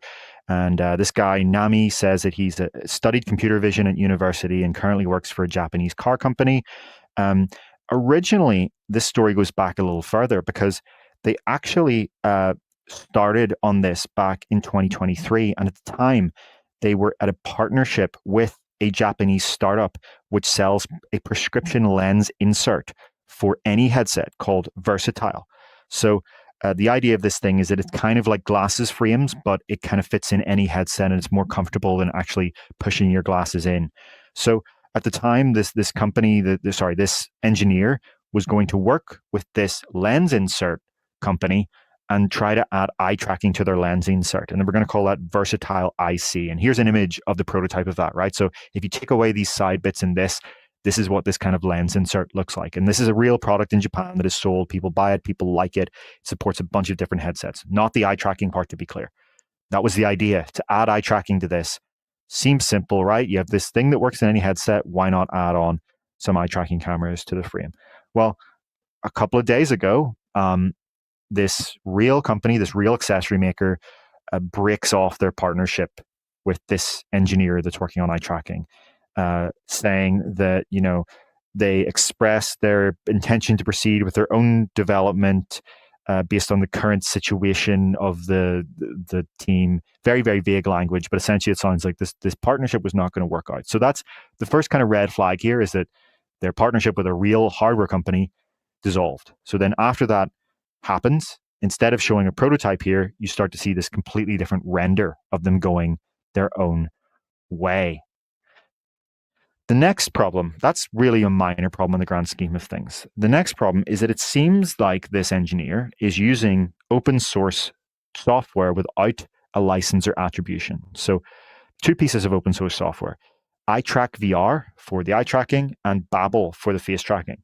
So the lead developer of iTrackVR, which is an open source project that people have used to DIY mod eye tracking into all sorts of headsets from Quest 2 to big screen beyond.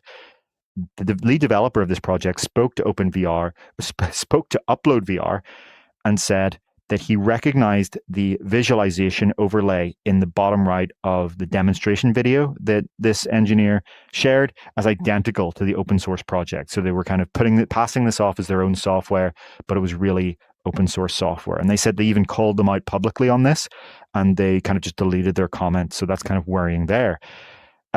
They've been accused of doing the same thing for face tracking using the open source project Babel, and Project Babel, updated its GitHub page to clarify that you can't use this with a commercial license. You can't use this commercially without getting a license. So that's an issue, right? It seems to be using open source software without attribution. But let's say that even that is, on the grand scheme of things, relatively minor, right? They can get a license. Right, for this software if they ever want to bring this to market as a product, which again, they haven't really even been very clear on exactly what that would be. But the real problem here is that, according to this same lead developer of iTrackVR, the hardware that is being used here, these eye tracking cameras, the module that was shown in their demonstration video, is possibly unsafe for human eyes. So it looks like that they use these unusually large sensors that are being chosen because they're available cheap off the shelf from AliExpress and other companies, and they actually have an IR illuminator that would have to be too bright to be safe to be able to get a good view of the eye. So they're not using the right kind of hardware. The camera they're using isn't meant for eye tracking. It's something people use for like DIY computer vision Arduino projects and Raspberry Pi projects. To summarize all of this, it just looks like this is a very amateur option. They've put together like a CAD render of an add-on. They're using open source software without attribution. They're using the wrong kind of sensor. I would not get excited for this anytime soon. It doesn't look like this is a serious option that's going to really bring eye tracking to Quest 3. Now, this is the second time we've ever seen a company say they're going to bring eye tracking to Quest 2 or 3. You may remember last year we covered the startup Inside, who announced a $160 eye tracking add-on called Lumi. And, from all accounts, this is a real piece of hardware. They've shown demonstration. They said it's going to be $160 and it would be just eye tracking. However, they have not, this is obviously Quest 2 in this image, but they say they're going to bring it to Quest 3. They have not given any updates since September. So we don't know what's happening with that project at all. If you're wondering, will we get an official eye tracking add-on from Meta at any point for Quest 3? Meta CTO shot that down last year. We covered this at the time and talked about it on the show. He said that for them, it's just not credible to come out with an eye tracking add-on, and that they could do a face tracking add-on, but it wouldn't be useful without the eye tracking add-on.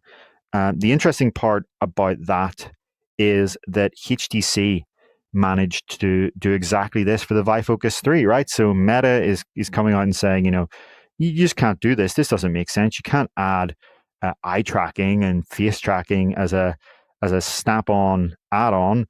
But of course, HTC has been doing this for not only Vive Focus 3, but also for Vive XR Elite, where they kind of just literally do exactly that, right? They sell you an add-on that snaps into place. And in this case, this is the facial tracker. And I'll try to bring up an image of the Vive Focus 3 eye tracker that does the same thing.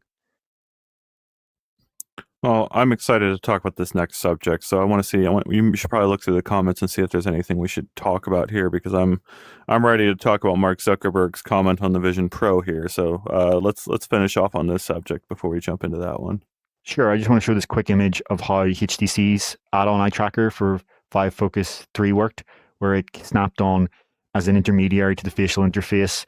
And then you can see that, it kind of comes in from here and can go in to the USB port, and you can see their face tracker as well. So I just want to push back that I don't think Bosworth was being fully accurate when he said that you can't, if they really, really wanted to, right? If Meta absolutely wanted to release an eye tracking add-on for Quest 3, let's be real, it could figure out a way to do it, right? Of course they could, but it's not worth the effort, because only a percentage of the user base is going to be using it. So you're not going to, as I said earlier, re-architect the whole operating system around interaction. Developers aren't going to support it much. it would be kind of a niche product. I do wonder if before Quest 4 comes out, we do see a company that comes out and does figure this out, right? It doesn't seem impossible that somebody competent will come along and do this. But for now, don't be expecting to add on eye tracking to your Quest 3 anytime soon. Yeah. All right. Well, this next one is funny to me. I'm going to introduce it my way, and then David can be more specific. But to me, David, it reads to me like Mark Zuckerberg said that the one thing the Vision Pro is better than Quest 3 at is being better. I don't think that's what he said at all. All right. So, I mean, last year when Vision Pro came out, within a few days, Mark Zuckerberg had released his own review of it, let's say. Obviously, he's not exactly unbiased to give a review, but you may remember it at the time because there, was a very famous quote in it where he said that when he saw Vision Pro announced, he expected that it was just going to be the better product than Quest 3, but 7 times more expensive. And then he claimed, this was him last year, to be clear, just under a year ago, he says, I've tried the Vision Pro now, and I'm so surprised because I thought it was going to be better, but I actually think Quest 3 is not just cheaper, Quest 3 is better. And he gave all of his reasons, about how it doesn't have the motion blur issue, it has precise controllers, it doesn't have an external battery, it's lighter. Now a year later, or just under a year later, I should say, he's given his second thoughts on Vision Pro, and it's a little bit more balanced, should I say. So this was on Joe Rogan's podcast, and he gave his general view from last year, right? He said, they shipped something for $3,500 that I think is worse than the thing we shipped for $300 or $400. But then he was more balanced after that. He said, look, they're a good technology company. I think their second and third version will probably be better than their first version. I think Vision Pro is one of the bigger swings at doing something new that they tried in a while. And I don't want to give them too hard of a time on it because we do a lot of things where the first version isn't that good. And you want to kind of judge the third version on it. But I mean, the V1 didn't hit it out of the park. And then Joe Rogan said to Mark Zuckerberg, I've heard it's really good for watching movies, Apple Vision Pro. And so Zuckerberg kind of said that he agreed on that. He said, the whole thing, it's got a super sharp screen. So if you want to have an experience where you're not moving around much in VR, you just want to have the sharpest screen, then for that one use case, I think the Vision Pro is better than Quest. And he went on to say, you had to make these trade-offs for it. They had to have like a bigger battery and make it heavier. But he finished by saying, but if you're going to sit, if you're on a flight and you want to have a $3,500 device that you use to watch videos, Vision Pro is better for that use case. So he's admitting that, a rare thing for a CEO to admit that a competitor's product is better at anything, but he's admitting that Vision Pro is better for watching movies. The thing I noted about this in our article and why I wanted to cover it is because he gave the reason of the screens, right? Vision Pro has these near 4K micro OLED displays. Quest 3 has 2K LCDs. But I don't even think that's the main reason that it's a better movie watching device. It's a huge reason, yeah. But I think the content matters just as much. If you're going on a flight on your Vision Pro, you can go on to Disney Plus or Apple TV and download 4K HDR 3D movies and watch them. Meanwhile, the only app that lets you download movies at all on Quest is Amazon Prime Video, and it's standard 2D 1080p. So, that means that if something's not on Amazon Prime Video, you can't watch it on a flight on Quest unless, you pirate it, which is an entirely separate discussion. On Vision Pro, I can see the latest movie out and, rent it from Apple TV or, download a Disney movie. I had Lawrence of Arabia installed on my Vision Pro, and it was a 17 gigabyte installation from the Max app, I think it was. And I want to understand why it took up 17 gigs. Like, are they really getting every pixel from that film over there? Like But it's just one app of 15 that I could have installed locally downloaded videos. Yeah, I mean, was it 4K HDR? Probably, I, yeah. it could be. Yeah, there have been.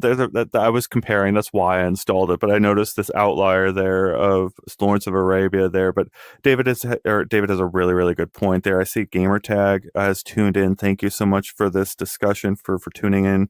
This is a fiery bit of discussion I think to get into because you pointed out, David, that like okay, so Zuckerberg is Yeah. saying it's better for watching TV in Movies. Apple Vision Pro movies. Movies, yeah.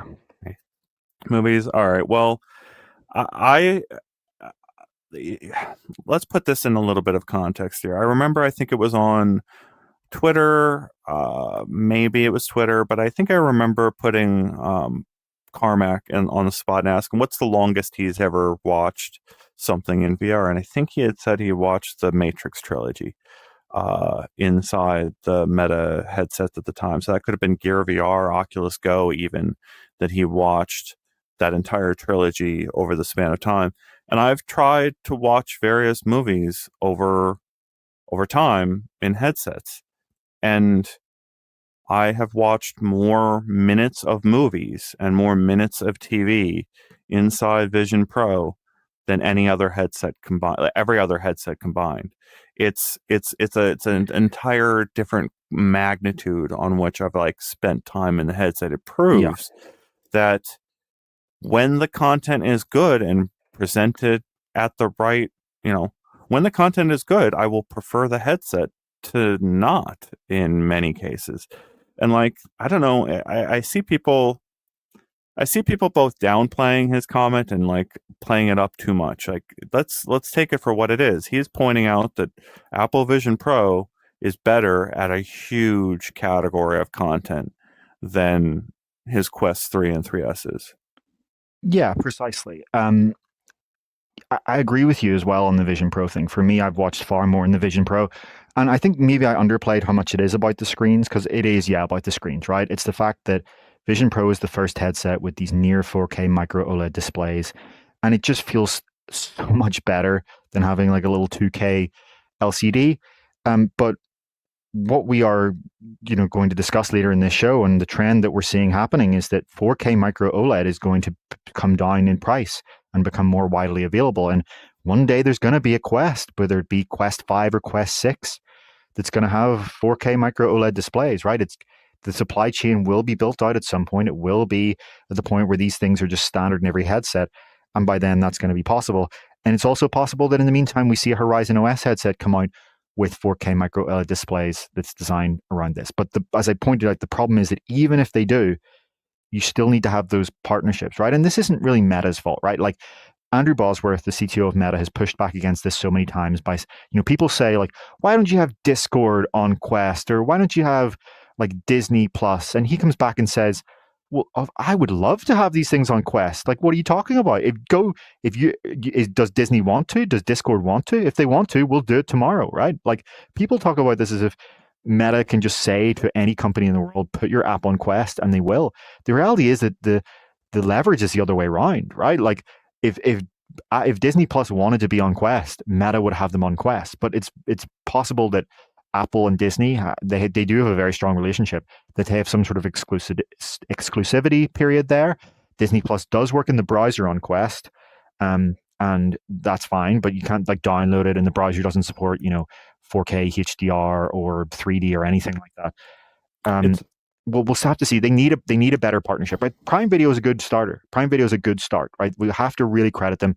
I said it at the time in our coverage of Meta Connect 2024 that the biggest under noticed news was Amazon Prime Video coming to Quest. If you do use your Quest for this use case and you haven't noticed that Prime Video is on it, go do it. You can download movies. You can take your Quest 3 on a plane if you're on an 8-hour flight and have a giant cinema screen and watch your downloaded Amazon Prime Video content. It's even on your LCD display that I'm using right now, right? That's still cool, but you do need those better 4K micro OLEDs for it to really, really matter.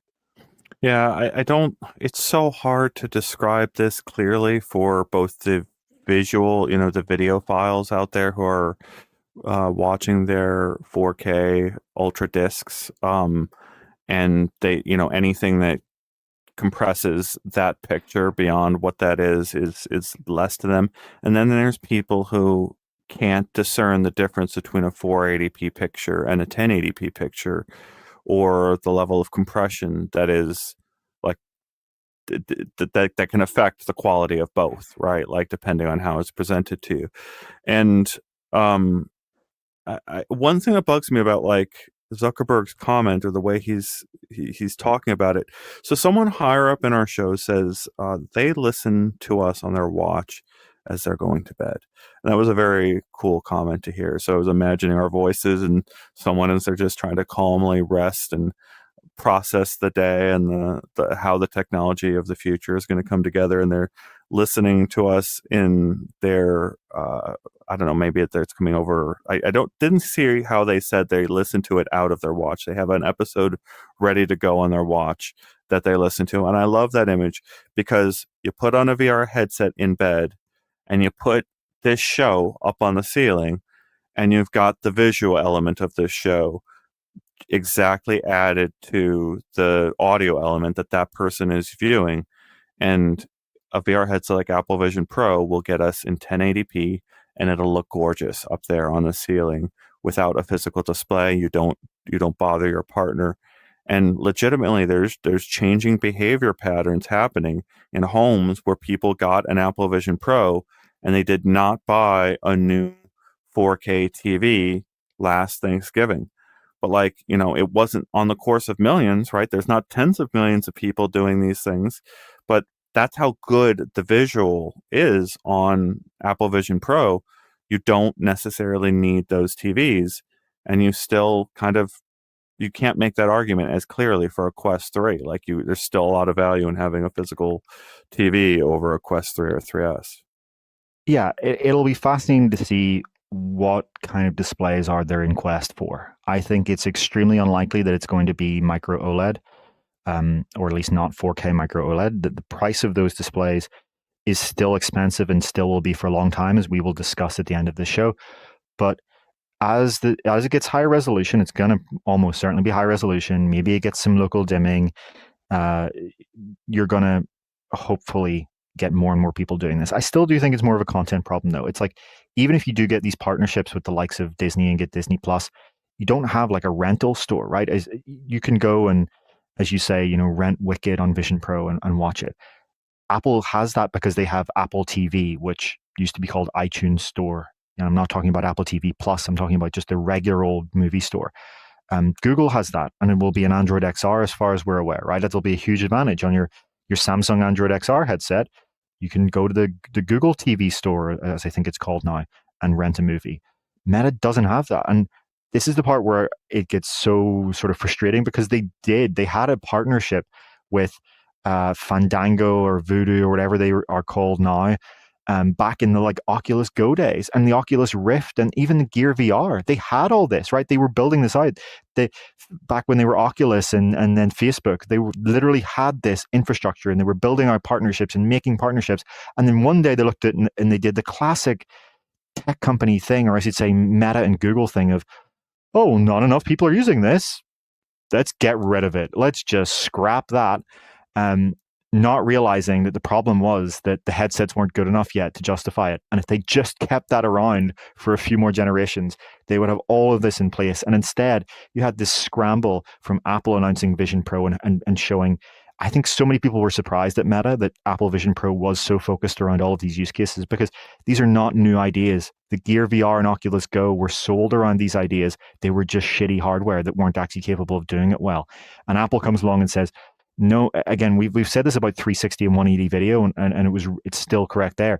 Apple comes along and says, that was actually a good idea, Meta. You just didn't have good enough hardware to make it look good. And had you stuck around, they like, this is an example of one of the ways in which Meta squandered a decade lead by not, ironically, having extreme patience in some senses, like research and development, but complete impatience in like keeping around social apps and content. Their software patience has been terrible, and their hardware patience has been persistent.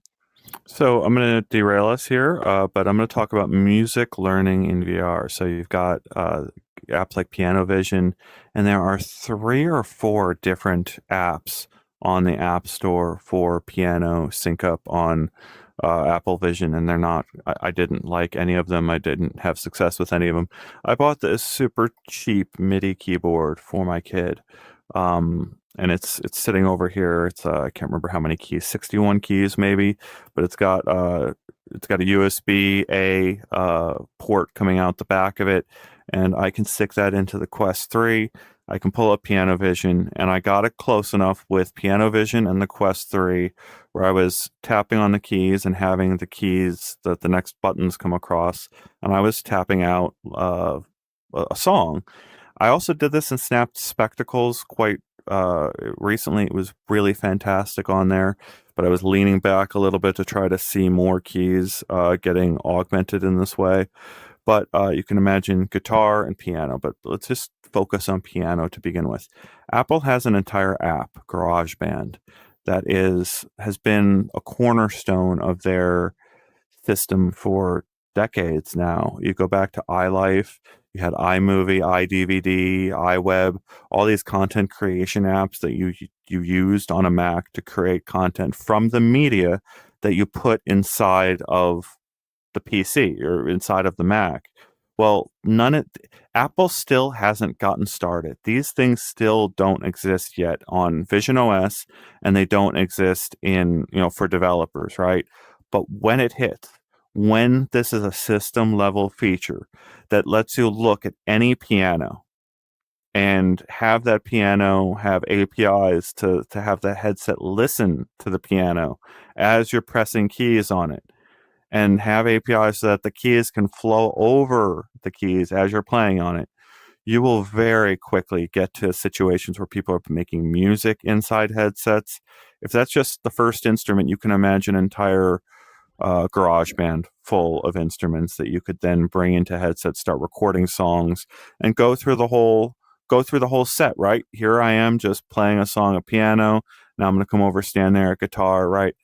This is doable. Like, it's within arm's reach to have computer vision and build application layers so that other devs can do this in addition to yourself. But it's going to take a company doing it like Apple to show the way. Right now, you've got Pencil. You can learn to draw on Quest. It's fantastic. Piano Vision, you can learn to play music on Quest. It's fantastic. But neither of them, you can argue, are integrated system level features. And the moment that those things get easier to use and do, you've got many, many, many reasons for people to go and buy headsets in the very near future. Sure, yeah. Just to get back to the topic of movie watching, we have some of the comments here that are rightly kind of pointing out that regardless of this debate between how well does Vision Pro do movie watching, how well does Quest 3 do movie watching, it doesn't really matter because the headsets are too heavy and uncomfortable. And we have this commenter Z1 Dev saying that why are we not bringing this up, and that reviews all that kind of ignore this too much. And you know what, you're right. The Vision Pro is too heavy. Quest 3 is too heavy. You can add on aftermarket head straps and kind of balance out the weight, but we're not ignorant to that. We know that these headsets are too heavy, but what we also know that you might not is that it's not an inherent property of headsets that they have to be heavy, and they're going to get lighter every iteration, right? You're going to see a huge focus from all of these companies. I can tell you now that it is the primary focus for Apple for their next hardware is to make it lighter and more comfortable. It is also a huge, huge, huge priority for Meta Quest 4 to be lighter and more comfortable. The entire industry is going to do this. And we've seen companies come along with prototypes and with smaller scale hardware at higher prices that are already proving this out, right? VR Gamer Dude is saying that that's UploadVR's Don Hopper, that he saw several at CES that are smaller and lighter already, and that a shift is underway. And that's absolutely true. When we're talking about the future of this technology, it's a fallacy to just imagine that the hardware and software gets better, but it still stays as this big box in your face. That's not going to happen. Over time, it's going to get lighter and lighter. Today, it's 500 or 600 grams. It's going to be 400, 300, 200. And as reportedly, Meta is trying to ship in 2027 a headset that is on the order of 110 grams, that is an open periphery, kind of steampunk goggles on your head. Z1Dev saying most people's idea of relaxation is not strapping a computer to their face. People said the same thing about headphones. People said that no one would ever want to wear headphones in public. You're saying the people today that wear headsets are freaks. Sure, the people that wore headphones in the 1970s were freaks, right? Now I walk down the street and how many people are wearing AirPods Max and Sony headphones and AirPods?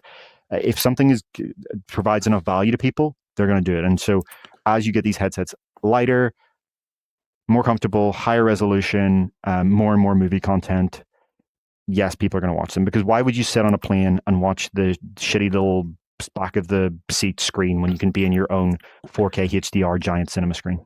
Yeah, I've been struggling with how to describe this, but if you go to the moon inside a Vision Pro, everywhere you look, you're on the moon. And you can lean around and you're leaning around the rocks and you're looking around the back of rocks over there on the moon.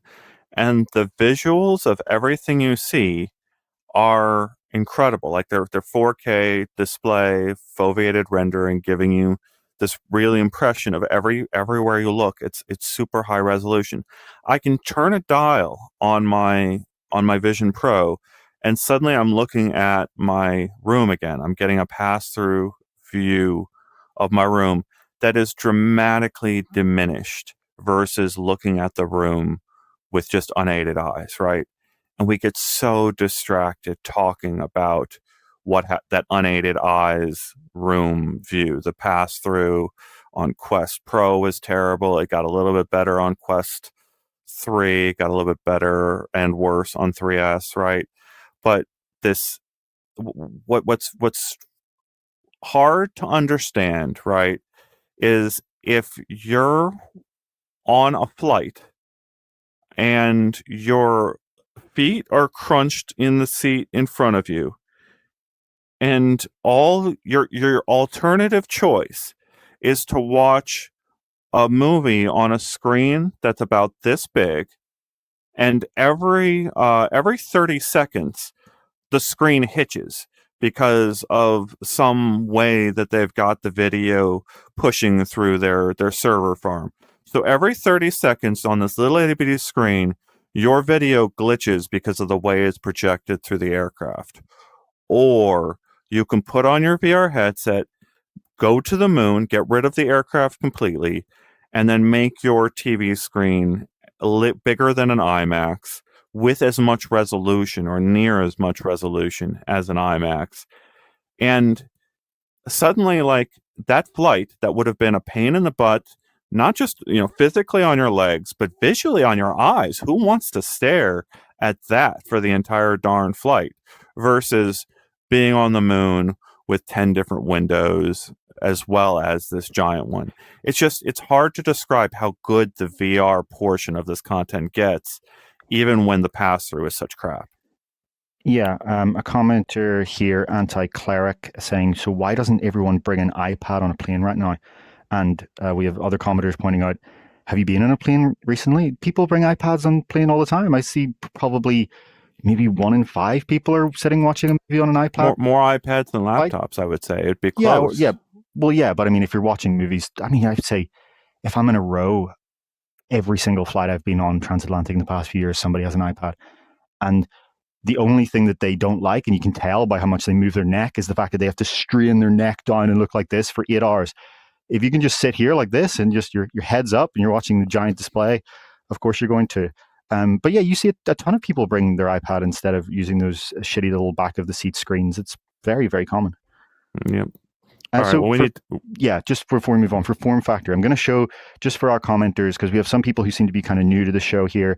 This is just a render. This is not a real product. I'm just showing you a render. There's controversy around the specific company that shows this render, but I'm just showing this as a general direction of, like, this is the kind of headset that you might imagine to turn around and see people wearing on a plane in the later half of the decade. They're not going to look like Vision Pro forever. There is pretty much the entire research and development on headsets now at the big companies is how do we make these things lighter. We have Anti-Cleric. Welcome back to our comments, Blair. We haven't seen you in a little while. And thank you to all our regular commenters. Fast Lore, I see it popped up. Shalaska. Arlen keeps his comments going. Very interesting discussion today. I don't know, guys.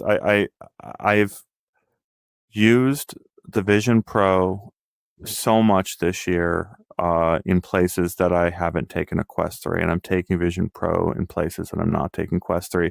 Even though in the reverse of that, I have taken Quest 3 in places that I don't want to take Vision Pro because I didn't want to risk the cost going in certain places. I didn't want to like risk losing the $3,000 headset versus being fine with losing the $500 headset if something should happen. Well, let's be balanced there. There's a lot you can do on a Quest 3 that you can't on the Vision Pro. And, we've spoken so much about this one use case of watching movies because it's the one that Zuckerberg talked about. But Quest is better for playing games. It's better for fitness. It's better for going on to VR chat or Rec Room or Horizon Worlds or Banter, whatever you want. The kind of content that you use on Quest 3. I said this in my Vision Pro review, but right now they're really not direct competitors except for this very small overlap. If you imagine a Venn diagram of Vision Pro use cases and Quest 3 use cases, there really actually isn't that much in between. And we expect to see that inner Venn diagram overlap expand over time. But right now, I mean, if somebody wants to play the, Metro Awakening and Batman and Behemoth, it doesn't really matter what a Vision Pro does because none of that's available on their Vision Pro, right? I'm trying to balance this with what Shalaska keeps bringing up, saying we need new games. There was this couple people also just looking for the AAA games, looking for this big budget content, and I don't know, I'm struggling with it, David. Right, like there's Flight Simulator is totally doable on both a Quest 3 and a Vision Pro using ALVR and a beefy PC. And that's anywhere in the world flying around in any type of aircraft. And that's like, what more do you want, right? What you want is that they get cheaper. Well, no, people want to play physical games, right? They want to play Batman. They want to play Metro Awakening. Well, firstly, we should point out that this is not the VR Games Cast. We at UploadVR have two podcasts. This is the VR Download where we talk about industry trends and hardware. So that's why we're not talking about this. Anti-Cleric Blair points out that Batman lost money. Yeah, I mean, it's a marketing expense for Quest headsets, right? What do you mean it lost money? They give it away with every headset. Of course it lost money. It's free with every headset. It's not supposed to make money. It's supposed to sell headsets. Lots of companies do this, right? Bundle games have been common in the console industry for a long, long time that are made by first-party studios. Sony was the one that sold, 100 million PS2s by bundling great games that people want, and Nintendo loves to do that too, right? You walk into a shop and you see the Switch, but you see in bigger and bolder box in front of it the Switch paired with Mario Kart or whichever other Mario Party game you want to have. Anti-Clark is claiming that all the AAA games lost money, including third-party ones. Well, you can prove that wrong by the fact that the developers are coming out with new games. If they're losing money, how are they getting money to make new games, right? Arizona Sunshine was made, and then there was, of course, Arizona Sunshine 2, and then you have After the Fall, and you have Metro Awakening. So either they're kind of pulling money out of midair or they've made money somewhere, right? When Skydance, right? Look at Skydance. They made The Walking Dead Saints and Sinners, excellent game. Then they used the money from the profit from that to make The Walking Dead Saints and Sinners Chapter 2, and then they used the profit from both of them to make Behemoth. Although we're worried about that, and I put this, so we'll get into this on the Gamescast, and do want to encourage anyone out there to reach out to Henry Stockdale. I believe that's Henry at UploadVR.com. I think that's his email. Don at UploadVR.com. You can reach him as well. I'm Ian at UploadVR.com. D Heaney at UploadVR.com. And then you can reach all of us, our inbox, at tips at UploadVR.com. But I mean, let's go get into this on the Gamescast, but we are concerned about the VR market for devs. I think a lot of devs have had a very difficult Christmas period, and now we're in mid-January as they're crunching their numbers and determining what kind of teams they can support going into the next year. And it's not going to be pretty for some teams out there. We've already reported on some of those layoffs. It's not going to be the end of it. Sure. Let's talk about that Banter topic. So, Banter is a standalone social VR app. It's kind of like VR chat, but it's very much so entirely designed around not having a separate PC and standalone system, right? You go into VR chat on your Quest, and there are so many worlds that are PC only, so many avatars where you see the low resolution version. Banter takes the concept of what if you start with two concepts. One, that standalone is a first class citizen, and two, that physics is involved. They have kind of like a full body physics system, which is quite rare for multiplayer VR. Very, very few games have actually got that same thing, right? You have the likes of Bone Lab and Blade and Sorcery and The Walking Dead, Saints and Sinners in single player. But how do you get that into multiplayer? Some of those concepts are being explored in Banter. But the recent news that Ian got in communication with Banter to discuss is AI generation of 3D models. So you can use your voice in a holodeck-like fashion to spawn 3D models in social VR. Why don't you talk a little bit about that, Ian? You are muted. Yeah, so I was trying to pull up our video on YouTube. Go check it out if I'm not able to bring it up into our thing here. But this shows the overall user interface that they have right now, and it's a 3-step process in Banter. So start S to T, STT, so that'd be speech to text. You hit that button, a little red icon pops up that says it's listening. You start saying something, it puts that text right here. Then you press generate image, and it takes the text that you've read into it, puts it into an image inside this little circle right here. And then when you click on that image, about 30 seconds later, you get a 3D model that sort of teleports in on this little pad over here.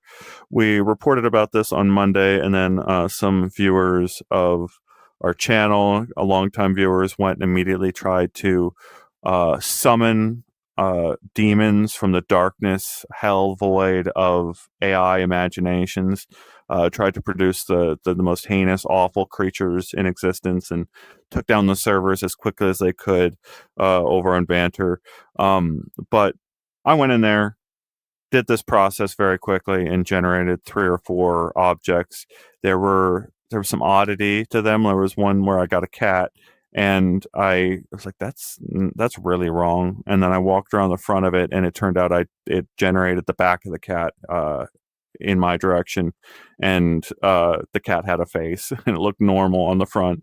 But it would be really interesting to see that there was a lot of problems with these 3D models that could have been fixed very, very quickly. You see this like octopus thing. It had some weird tentacle pieces that were unconnected to the object. It would have been really cool to imagine just taking an eraser tool and erasing those weird tentacles real quick, and then having an object that looks a little bit more realistic. There are other devs that are doing this tool too. There's some other places you can go and check generations. Snapchat has it built into their platform. You can do some generations from the open there. They're using Microsoft Trellis, I believe, as part of their proof of concept here and getting this up and running. And yeah, this is Shane's avatar. I was talking with the person who was working with SideQuest to build this tool, and Shane was walking around in the background, rotating onto the sides of the objects and like walking sideways on all of the horizontal surfaces to demonstrate how weird Banter is and how unusual it is. But yeah, you can go check this out in standalone on Quest as well as Steam VR. Very interesting start to my week to kind of generate 3D objects from scratch. Lots of improvement to do. As the engineer pointed out, as they were giving me the demo, this did feel like the very early days of image generation, right? Like you get an image that's actually cool enough to be usable, even if while you're looking at it, you can see a bunch of things that could be improved or should be improved.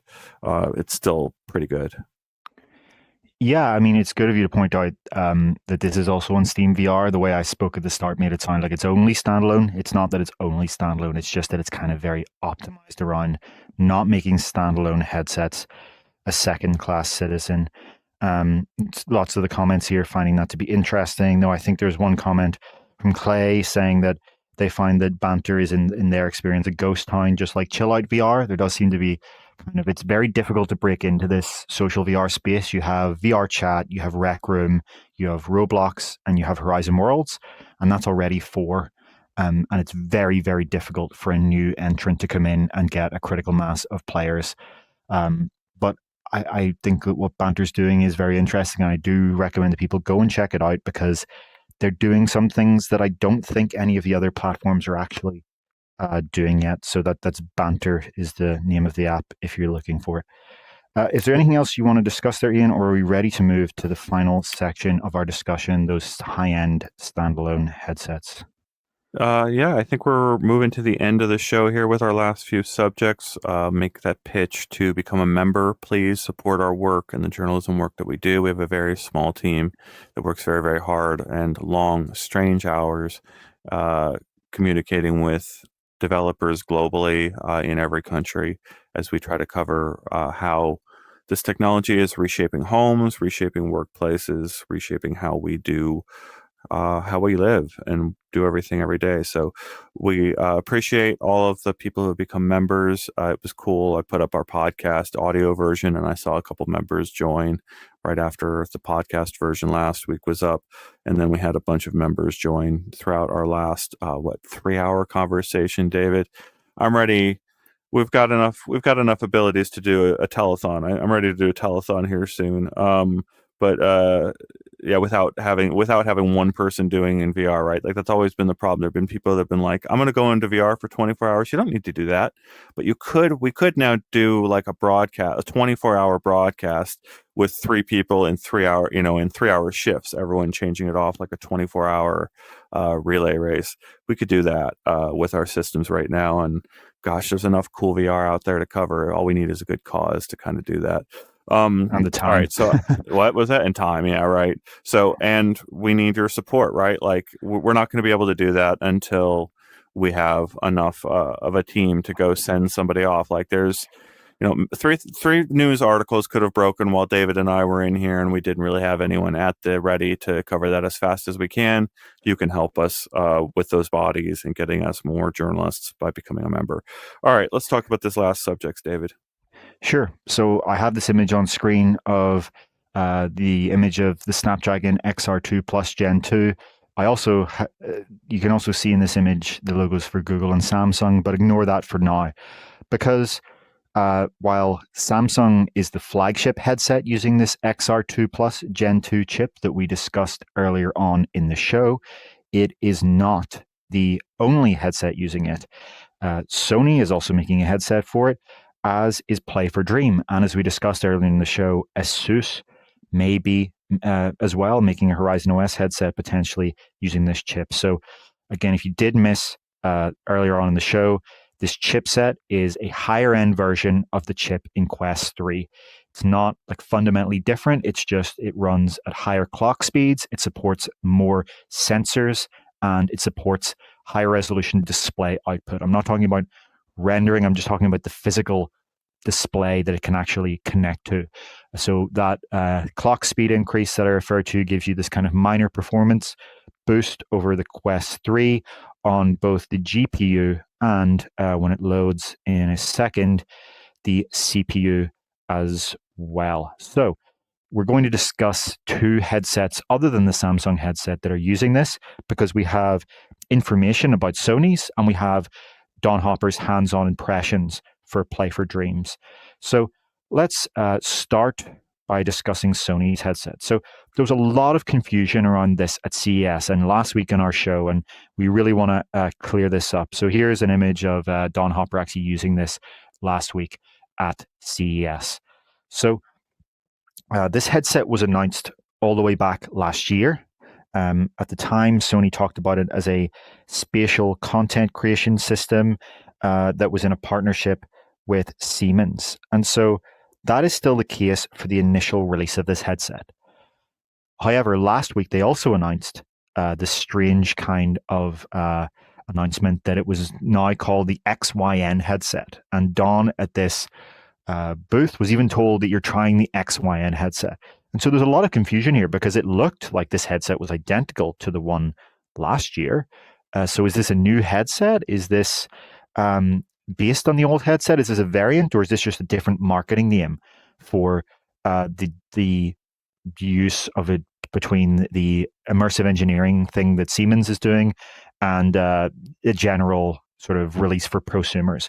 So Sony responded to us after we reached out, and they explained that the Zin headset is based on this, but it differs in that it's not integrated with the Siemens immersive engineering software, and that they'll reveal more details about Zin later this year. So let's kind of come back and clarify then, hang on, what's going on here? So the headset is the same. It will be released next month for $4,750 under the name Sony SRH S1, but it's only for one specific use case, and that is immersive engineering. So it has to be used, this release of the headset next month, with the Siemens Immersive Engineering Software Suite. So this is for industrial computer-aided design. So they have 3 different pieces of software for this. There's NX Immersive Explorer, which lets you view these 3D CAD models in VR and mixed reality in front of you. So you can have this headset here. It has a flip-up design. You can have it flipped up while you're working on your PC, and then you want to view your latest change to that CAD model. You click preview, you flip the headset down, and beside your monitor, you now have a 2-scale version of that, part for a jet engine or a car. I always use these examples, but these are pretty much the right examples, right? Or whatever piece of industrial machinery you're making, that will now be in front of you in 3D, and you can kind of move it around and manipulate it with these special controllers. There is a pointer that you hold and then a ring that you wear, and these are all designed around this one piece of this one software suite. NX Immersive Designer is similar, but it allows you to actually manipulate these 3D CAD models and do this collaboratively with other people in the room with this headset on. And this is exclusively designed for this headset. All of this NX Immersive Designer is designed for this.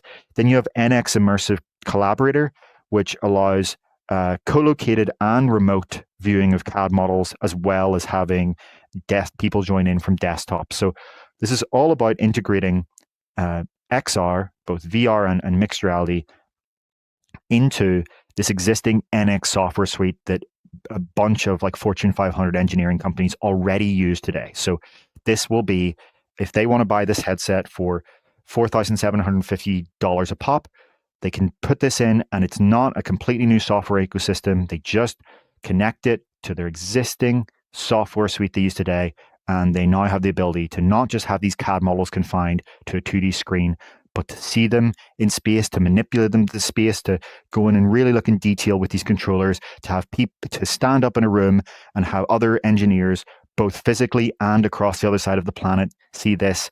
This is the kind of industrial use case we've been talking about for XR for years, but now they have the software backing for it and the hardware, because as well as using that chipset, this thing has 4K micro OLED displays, that thing we're always talking about, those really sharp, high resolution, high contrast and color richness displays that will be able to actually make this viable. So they're going to be able to see all of the detail, because this is being rendered by the PC, the actual model itself, and then streamed over to the headset, and the headset's doing things like pass-through and controller tracking.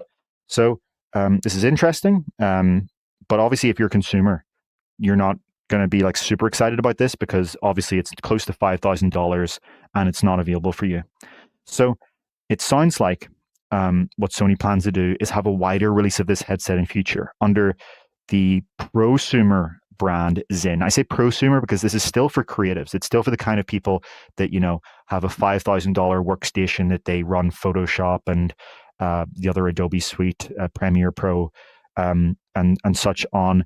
And they're keeping the creative focus around this. So it's still around 3D creativity. It's not like a general entertainment system like Vision Pro or a gaming system like Quest. It's still about 3D creation, but it's going to be wider. And one of the use cases they talked about when it comes to this wider release of Zin is for movie studios, both to be able to have this real-time visualization of sets for these complex CGI movie productions, as well as to do like motion tracking and things like that. So the Lion King, for example, the people call it the live action Lion King, but it's the CGI Lion King. Actually used VR for this. Jean Favreau, the director, was viewing often an Unreal Engine 5 real-time rendered version of that digital set so that he could position the shots and the character positions and all of the composition perfectly before it went through the multi-month process of rendering everything out. So a lot of this in the past would have been done kind of conceptually with storyboards or on a 2D screen, where you don't really get a sense of like, where is this?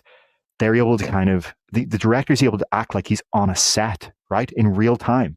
So you're building a movie like The Lion King, or like, Mufasa, the new one, or any of these animated movies that, families love, and I'm sure just adults in general sometimes love.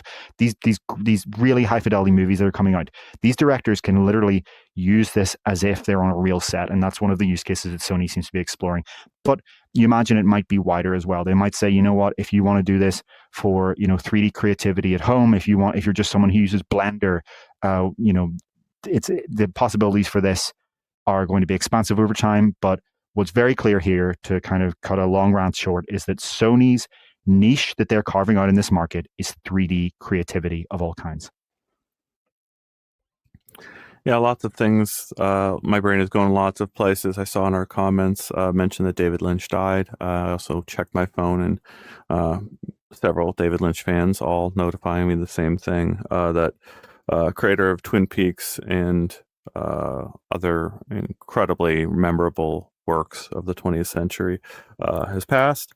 There is Twin Peaks VR over on Steam. It's not great. It's got mixed reviews. I'm looking at it right now, but it's also very high graphics, and you can have a little bit of experience of like transporting to the woods and going to the Red Room over on Steam VR if you want to go check that out and remember David Lynch. But this topic, David, on hardware, I'm struggling because I don't know, like, if you want to give someone a full PC and a headset, it sounds easier than it actually is to ship that, right? Like, giving people things to do in their headset isn't just like, let's give them a PC where they can do whatever they want to it. You need good, useful pieces of software, real production workflow. I was talking about it earlier, right? Like the most production you could do on an Apple Vision Pro right now is you can trim the ends off the videos that you record, and then like take the video and put it in an app. You can actually take like the video and put it in another app and submit it that way. But there's no real production. Like, production workflows are still at that they haven't even begun using headsets in the best production workflows yet. And so like, it's really interesting to see Sony try this, but at the same time, I don't see it integrating with a lot of tools people need. If people can make a great animated movie using 12 Mocopi trackers and recording scenes with, recording performances with the trackers, in a headset, without a headset, framing a shot with the headset, if all of that produces a movie that is good and actually gets people into seats and buying tickets, then you could actually see a real market here. But I'm just not seeing it, David. Yeah, so my understanding is that while, with Vision Pro, the focus is very much so on trying to do all of this in Vision OS and have this all as part of the operating system, the kind of the twist, so to say, with Sony's is that they are still leveraging the PC, right? This is this idea of split rendering, where the heavy work is being done on the PC. The software is all very much so designed around the PC. This isn't, Sony isn't saying you're going to replace your workstation for these purposes. They're saying that they're going to have this headset integrate both wirelessly and wired with the workstation. In this use case, you can see Dawn is actually with a wired link cable they're doing, which is very common at CES because of the extreme severe wireless interference that you get there. Yeah. So I think we can talk about the Play for Dream headset now. We're going to have to see what Sony comes out with in terms of expanding this wider to creators. But think we can talk about another headset that uses the XR2 Plus Gen 2 chip. So Qualcomm's highest end available chip again, a spec'd up version of what they have in Quest 3, designed for these high-end headsets. So Sony's headset, close to $5,000. Play for Dream, on the other hand, is aiming for consumers, and it has the same essential specs, right? It has the XR2 Plus Gen 2, and it has 4K OLED micro displays. But again, unlike Sony, this one's designed for consumers, and it has controllers, Quest Touch-like controllers. And it's very clearly heavily designed in its, at least on the front visor, by Apple Vision Pro. There's clearly a heavy inspiration with Vision Pro. But they have a rear battery design here, a rear strap that kind of reminds you of the likes of Quest Pro. So what really strikes me about looking at the specs of this headset and hearing the way that Don has spoken about it in his impressions is that essentially it feels like what a Quest Pro 2 could have been, right? There is a parallel universe in which Meta could have shipped exactly this, and it's running Horizon OS, and this is the Quest Pro 2 that came out in 2024. We know that there's been multiple reports that Meta did plan a Quest Pro 2 for 2024 last year, and that it cancelled it, and that they had planned another one for 2026, and they cancelled it too. So one of those headsets could have been this. And it looks like today, with the components and technology available today, if you're not Apple, you don't have access to Apple's unique engineering and own in-house chipsets, this looks like the highest end headset you can achieve. This is priced around $2,000. I think it's, $1,800, $1,900, $2,000, depending on exactly which variant you get. And they say it will connect to PC VR if you want to do Steam VR streaming. They have their own standalone fork of Android that it's running. That actually brings me back to one thing about the Sony headset, which is a question we got from James O'Loughlin that I should have covered. And I'm going to just quickly cover that before we move on. James O'Loughlin asked, is it running Android XR? So the headset that Sony will ship next month seems like it isn't. It seems like it's running Sony's own fork of Android that is designed for one thing and one thing only, integrating with Siemens NX Designer. But if you remember back when Android XR was announced, Google actually said that there were three other companies that were making Android XR devices: Sony, Lynx, and Xreal. And Sony, being one of those, strongly suggests to me that the Zin variant of the headset will be running Android XR. But that's not confirmed at all. That's my speculation. Meanwhile, Play for Dream is at launch. It says it's going to start shipping to Kickstarter backers in March, launching with their own fork of Android. Just like Meta has its own fork, Pico has its own fork, HTC has its own fork. Play for Dream is going to have its own fork of Android with its own store and its own separate stuff. But they say that they hope that they can get this thing changed to Android XR. They hope that sometime down the line, they can release an over-the-air firmware update that changes the operating system from their own fork of Android to Google's Android XR. They have not secured an agreement with Google for that, but they have. You're muted if you're speaking. They have. Oh, you're not speaking. They have reached out to Google about that. So if they can secure Android XR, you get this very interesting headset that kind of pretty much would hardware-wise be very, very similar to what Samsung has, except with controllers in the box and a rear battery design. Now, this thing you can see does go down to a external battery, but my understanding, based on what they've said about this headset, is that it does both. It has a battery in the rear that lasts for about 1 hour, and then if you want to do more than 1 hour, you connect an external battery down at the back. And I think they're going to sell one or include one with certain tiers that gives you an extra 2 hours. So in total, you get 3 hours from one on the back of your head and two down here. Interesting. Lots of things to think about. I like the questions asking about whether Apple redefined the high end of the market, and it's a very, very interesting thing to think about.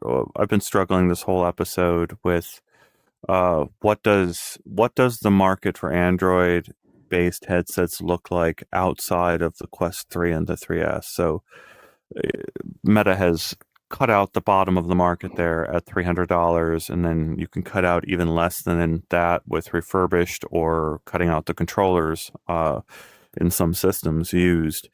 Like there's no getting under Meta's prices there unless you've got some kind of a specialized Android system, Android XR system. So Yeah. there's bargain basement. What do you do with a higher spec Android system that has all of these extra things that it can hypothetically do? It's a great question, right? I agree with you. Nobody that we are aware of is seriously has a prospect of competing with Meta at the low end of the market, the $300, $400, $500. If you're aware of something, let us know. But we don't think any company is seriously planning to have a serious attempt at that. What it looks like, Android XR and the partners, be it Samsung, be it Play for Dream, potentially if they get that partnership, is testing is there a space between the $500 of Quest 3 and the $3,500 of Vision Pro, and where is that, right? We don't know the Samsung headset's price, but it's likely to be similar to Play for Dream, somewhere on the order of $2,000, somewhere on that rough order. It's a really interesting question. Meta clearly believes that there isn't a market above $1,000. Samsung and Play for Dream, and perhaps Sony with Zyn, if they release it more widely, are going to figure out, is there? And where is that mark? Is it $1,000? Is it $1,200? Is it $1,500? Is it $2,000? At what price point do you get an experience that is got the hardware to be meaningfully better than Quest 3? So it's not just a slightly better Quest 3. It has to be a lot better than Quest 3 at key use cases, while also being affordable enough to be bought by enough people to make it worthwhile. It's a very, very interesting question. And what all of these headsets have in common is the chip is only a little bit more powerful than Quest 3, so it's not going to make or break, but it's the 4K OLED micro displays. We've said it many times in this show, it's going to be the foundation of all headsets eventually. For now, if you want to get it in a standalone headset, you're going to have to spend close to $2,000. I like Matt talking about Lawrence of Arabia and My Fair Lady, recommending My Fair Lady. What was it? I want to see both of those, and I'm going to go check out Lawrence of Arabia and see if all that detail is really there to see inside of the headset. We'll see. The thing that I thought about with Apple Vision Pro is that it feels like a command center in a way that my other headsets haven't. Like I really can bring all of my devices into this headset, all of my apps, all of my content, and there is an Android equivalent of that has yet to come together in a really effective way, giving you access to all your files and devices inside of an Android command center will feel pretty amazing when it comes together in the right way. Yeah, we'll be really, really curious to, you've tried it for a short time in a controlled demo. We'll be super curious to see what is an Android XR headset like in your home. Me particularly, I am, a Google Pixel user, as I've said multiple times. And it'll be interesting to see, in the same way that you're able to see with Vision Pro as an iPhone user, how does this integrate with my iPhone? I'll be able to see finally this time as an Android user, how does this integrate with my Android phone? I have a hard cutoff now, so I'm going to have to go. If there's anything you want to add, you can kind of lead the show out, or we can just end now if you're available. Sorry, folks, let's end off the show. I did not want to go. I did not want to go 3 hours, and we almost made it. So yeah, let's see you all later. We're going to try to. I want to talk to you guys about whether we could do shorter, more regular episodes. I wonder if there was any way we could do that with our audience, if our audience would like that, where we kind of stop ourselves after an hour and just come back the next day. But I don't know if we can work that out or not. It just feels like it might work well with our audience and with the amount of news that we have to cover. We'll be back in here when Don Hopper gets better. We'll be back here on Thursdays with David Heaney for our regular VR download. And we have a very big year ahead. Please become a member, support our work. Thank you to our amazing commenters for the engaging conversation. We'll see you in the future. Thanks so much, everyone. Really great comments here. Almost hard to keep up with the sheer pace and density. There's so much happening in this industry. 2025, we're seeing so much news already, and it's only halfway through January. We're expecting so much more. Please stick with us. Please keep commenting. Please, if you can, become a member. If you can't, at least give us a like on the video. We really appreciate it. Thanks so much, everyone. I will not be here next week. I'm at a wedding, unfortunately, but I will be back the week after. Thanks so much, everyone. All right, we'll see you later.